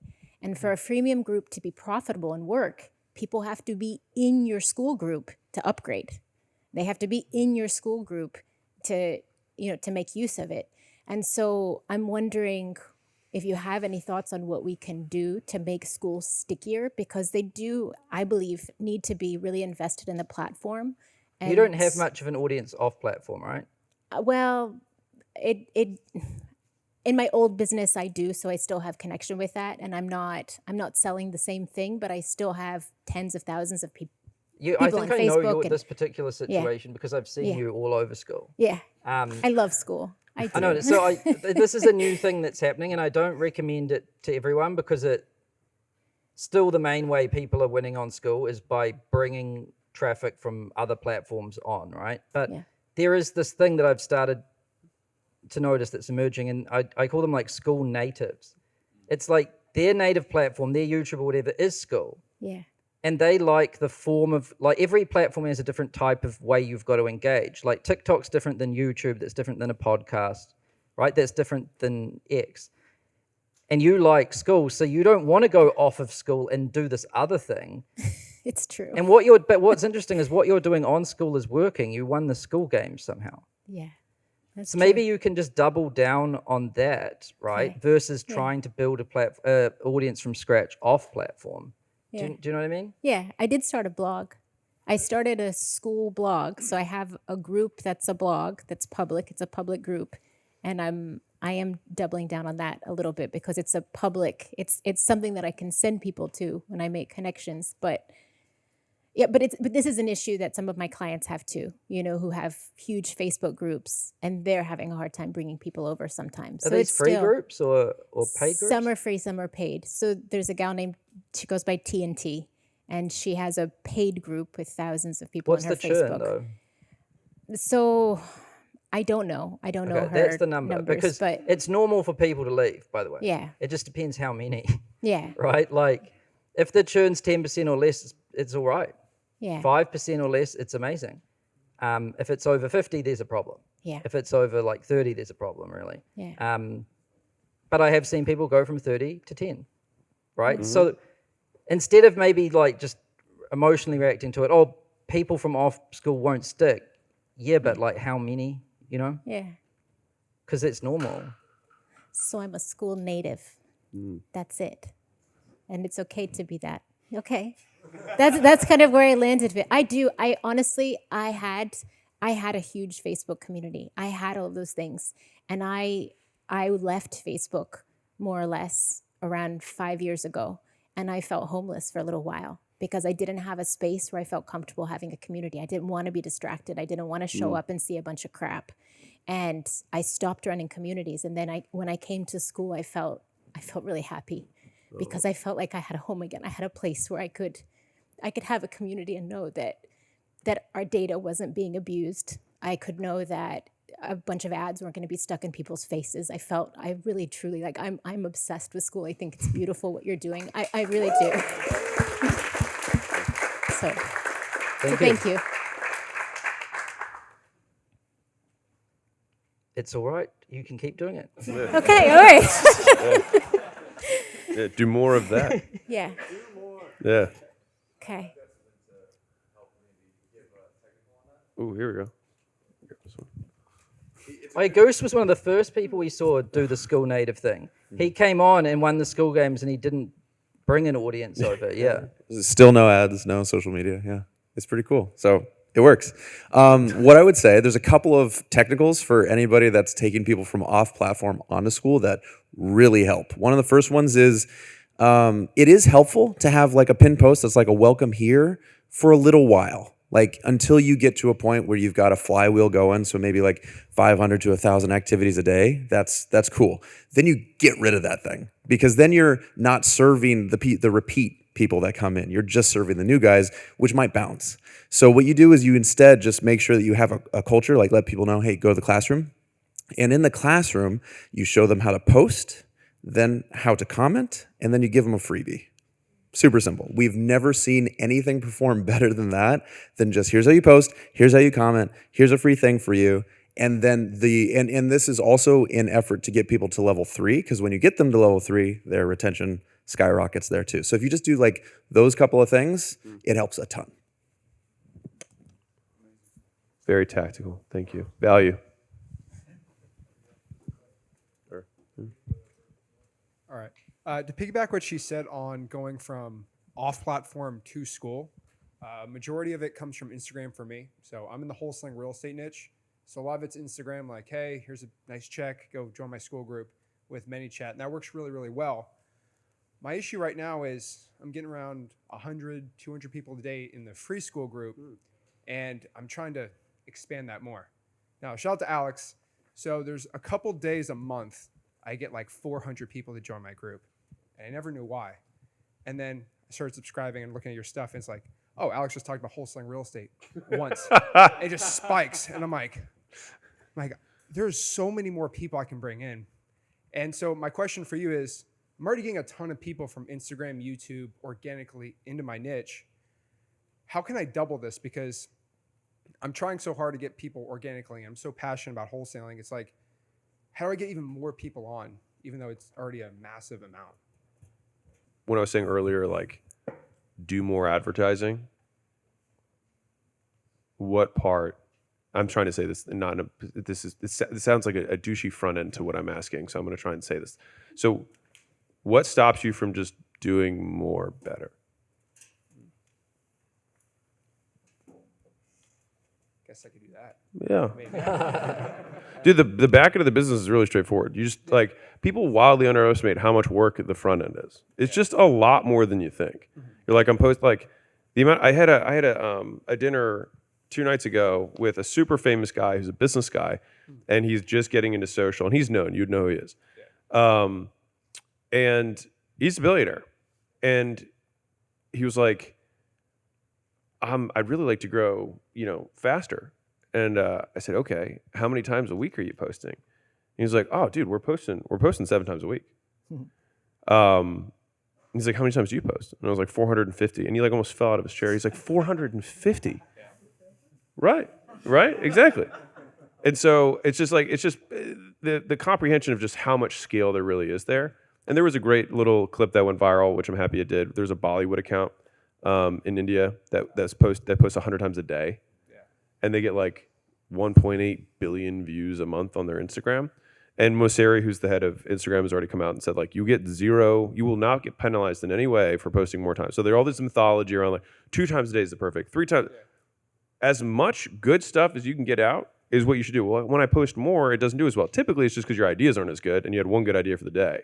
But if you can make more good stuff, it's not like you're going to exhaust Instagram. It's very big. We have 22, 23 million, whatever it is, on Skool right now, and it'll be more next month. That is, and you brought it up earlier, it's like that is 22 million out of 9 billion. There's Think about all of the content from every person of those 22 million only grows Skool by 1 million plus. Only. So like there's a lot. So you probably just aren't doing enough. Fair. Yeah. So if you take that to the hypothetical extreme, though, it's like you just max yourself out. I guess at that point, you kind of just become a content creator. You know what I mean? So it's like I spend 2 days a week on content. I've been doing that for years. And like we're running ads as well. And it's like I could, double that 4 days a week. Maybe I could do 6 days a week. But then it becomes kind of like, is it like this is not? It's not thinking days. So you spending more days per week on it is not translating to you getting more views. Are you thinking you're going to have to do it all? Yeah. Like create all the content? Yeah. Or like post the 450 things, like because I do not do that. Yeah, I'm because not. I would not do that. I would refuse. Yeah. That sounds like hell. You'd have a war. I would just quit if that was what I had to do. Like. Yeah, I mean, I'm not the one posting or anything, but it's my face. You need to employ more leverage in your content creation process. You need to get more out for what you put in, which is a combination of tech, it's a combination of people, and the biggest one of all is a combination of proof. So to Sam's point at the very, very beginning, like, what's the niche that you're in? I teach guitar. Okay, so honestly, the biggest thing that would make you explode is like, how do I become the best guitarist in the world? Because the best guitarist in the world, like if Jimi Hendrix came back from the dead and started a group on how to do guitar, it would fill up. It certainly would. But like I use that as the hypothetical extreme. And so it's just like you're not like you making more content, you've learned how to make content, okay? But it's like the WSBY is what matters. Like why should I believe you? That's the big Vegas lights that you need to solve more than anything. And I do think collaborations can bump things Oh, a yeah. lot. Like the recent one you did with Tony was a collab. Like, I mean, I collabed with Hormozi to do Skool. Like, I've done collabs before. Those are big spikes when you can make them happen.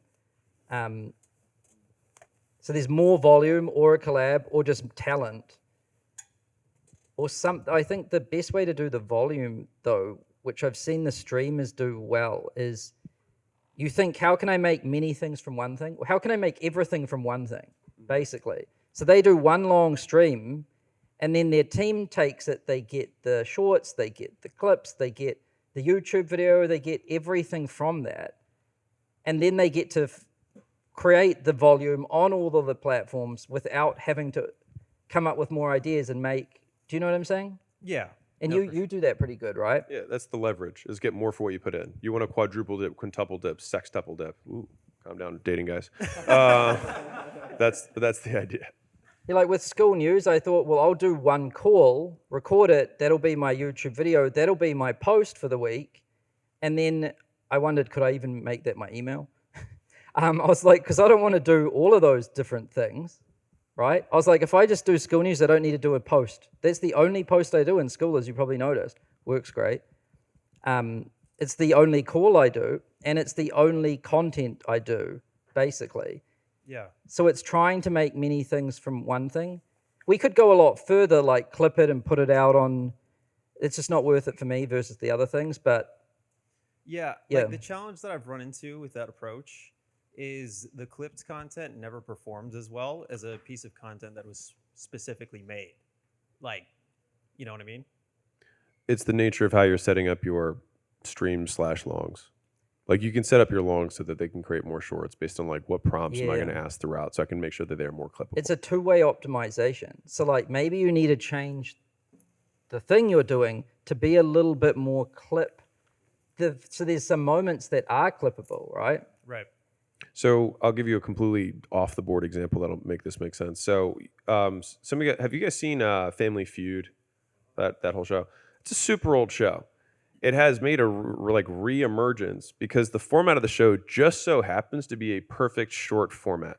He asks like, what's the most common place people make whoopee? And then it's like, and then there's just this open loop, like who's gonna win?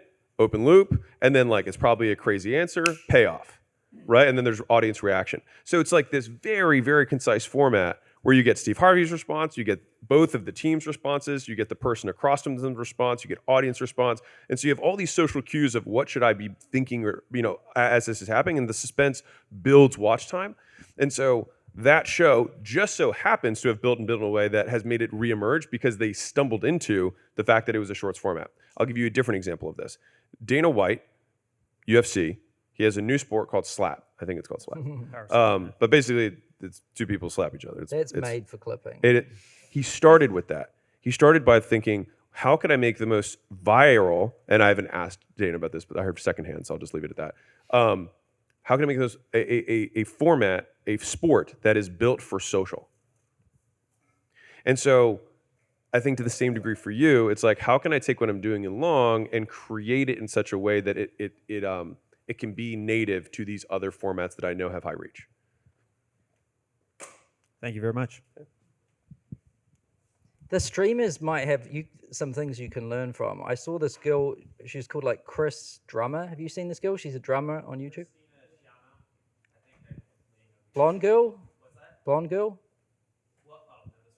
Okay, well. Yeah. But anyway, you should look this girl up, Chris Drummer, Kris or something. She streams, but then that makes everything she does.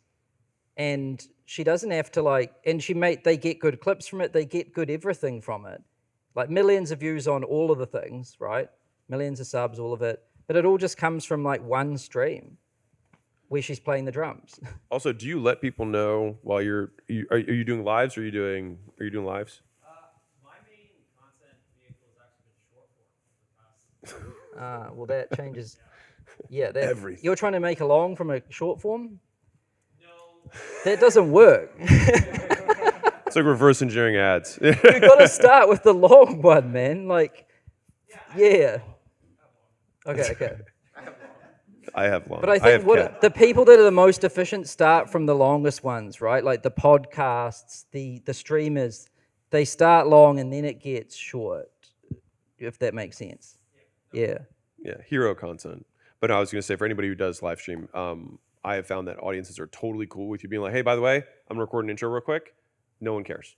They Everyone's like fine with it. Yeah, it's like behind the scenes. When someone started hammering next door from my office, and I was like, oh my God, my life's over, like in the middle of it, in the middle of a school news episode, everyone was loving it. They were cheering in the comments. They were like, this is amazing. Because it's real. Yeah. Right? House party next. Dude, I went to a lot of house parties. I could do some good live streams, but I don't know if it would be good for my brand or school. It's fun. It is, but... Go for it. Yeah, I'm curious, since your conversation with Tony Robbins, of what's one, if you have one, what's one behavior that you've changed in your own life since that talk? I would say that the big goal that I stated at the end is something that my behavior's already been aligned with for a long time. But I thought three things that I think it was missing. So one is that I have to have a way to measure it. Not saying, 100,000 guys or whatever, that's obvious, but more like how do you know you've succeeded? So for example, with Tony's goal, he talks about feeding X amount of people, but he measures that in I have delivered this food. Very easy to quantify. Much more difficult for me to have a guy text me and say, I now have $100,000 in my bank account. And so I've been thinking through ways to have a feedback loop from that perspective. Now, obviously, Skool, we can see people's revenue, so I do have a component of that that's there. That's one. The second was, how can I, and I think I asked this on the pod, and he gave some answer around it, but was, how can I increase my emotional tie to the outcome? Right now, I have my own history of I remember going from $0 to $100,000 and that being the most significant moment for me. I still, to this day, I've never felt richer than I did in that moment. And so it's I would like to deliver that moment for a lot of guys because I think that's good. But trying to machine that in a way, and I don't actually have an answer for this, but my stated objective is that I would like to figure out more ways to drive an emotional connection to the outcome, right? I mean, a handful of you guys have already come up today being like, hey, my man from Hungary was like, hey, I watched your stuff and it changed my life and I've now been able to make an income and it's like everything's awesome. And I don't know how that mixes with the hedonic adaptation wheel. I don't know. He seems to be okay with it, or he says he is. and that he feels every one of them. I don't know. I'm not inside of Tony. That sounded worse than I thought it did. What the fuck is a hedonic Oh, just like when you adaptation do wheel? pleasure, if you do anything, like you get used to anything, you adapt.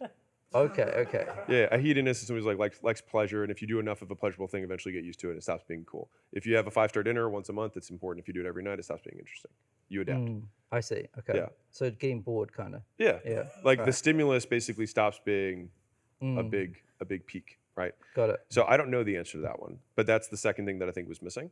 And then the third, and this is just something that I discovered with the launch, is that I am the most motivated, and I don't really lack motivation, but the thing where I feel like the whole team was motivated too was when there was big stakes, right? So when everybody knew internally that we were trying to do a $100 million launch and do it in the weekend and break the record, there was just this huge amount of energy towards that goal. Now you can't do that forever because you unlock discretionary effort past a certain point. People do experience burnout.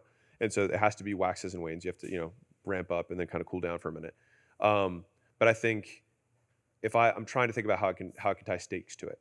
So the most tactically relevant one that's closest is like the measurable component, and that's something that I'm working on.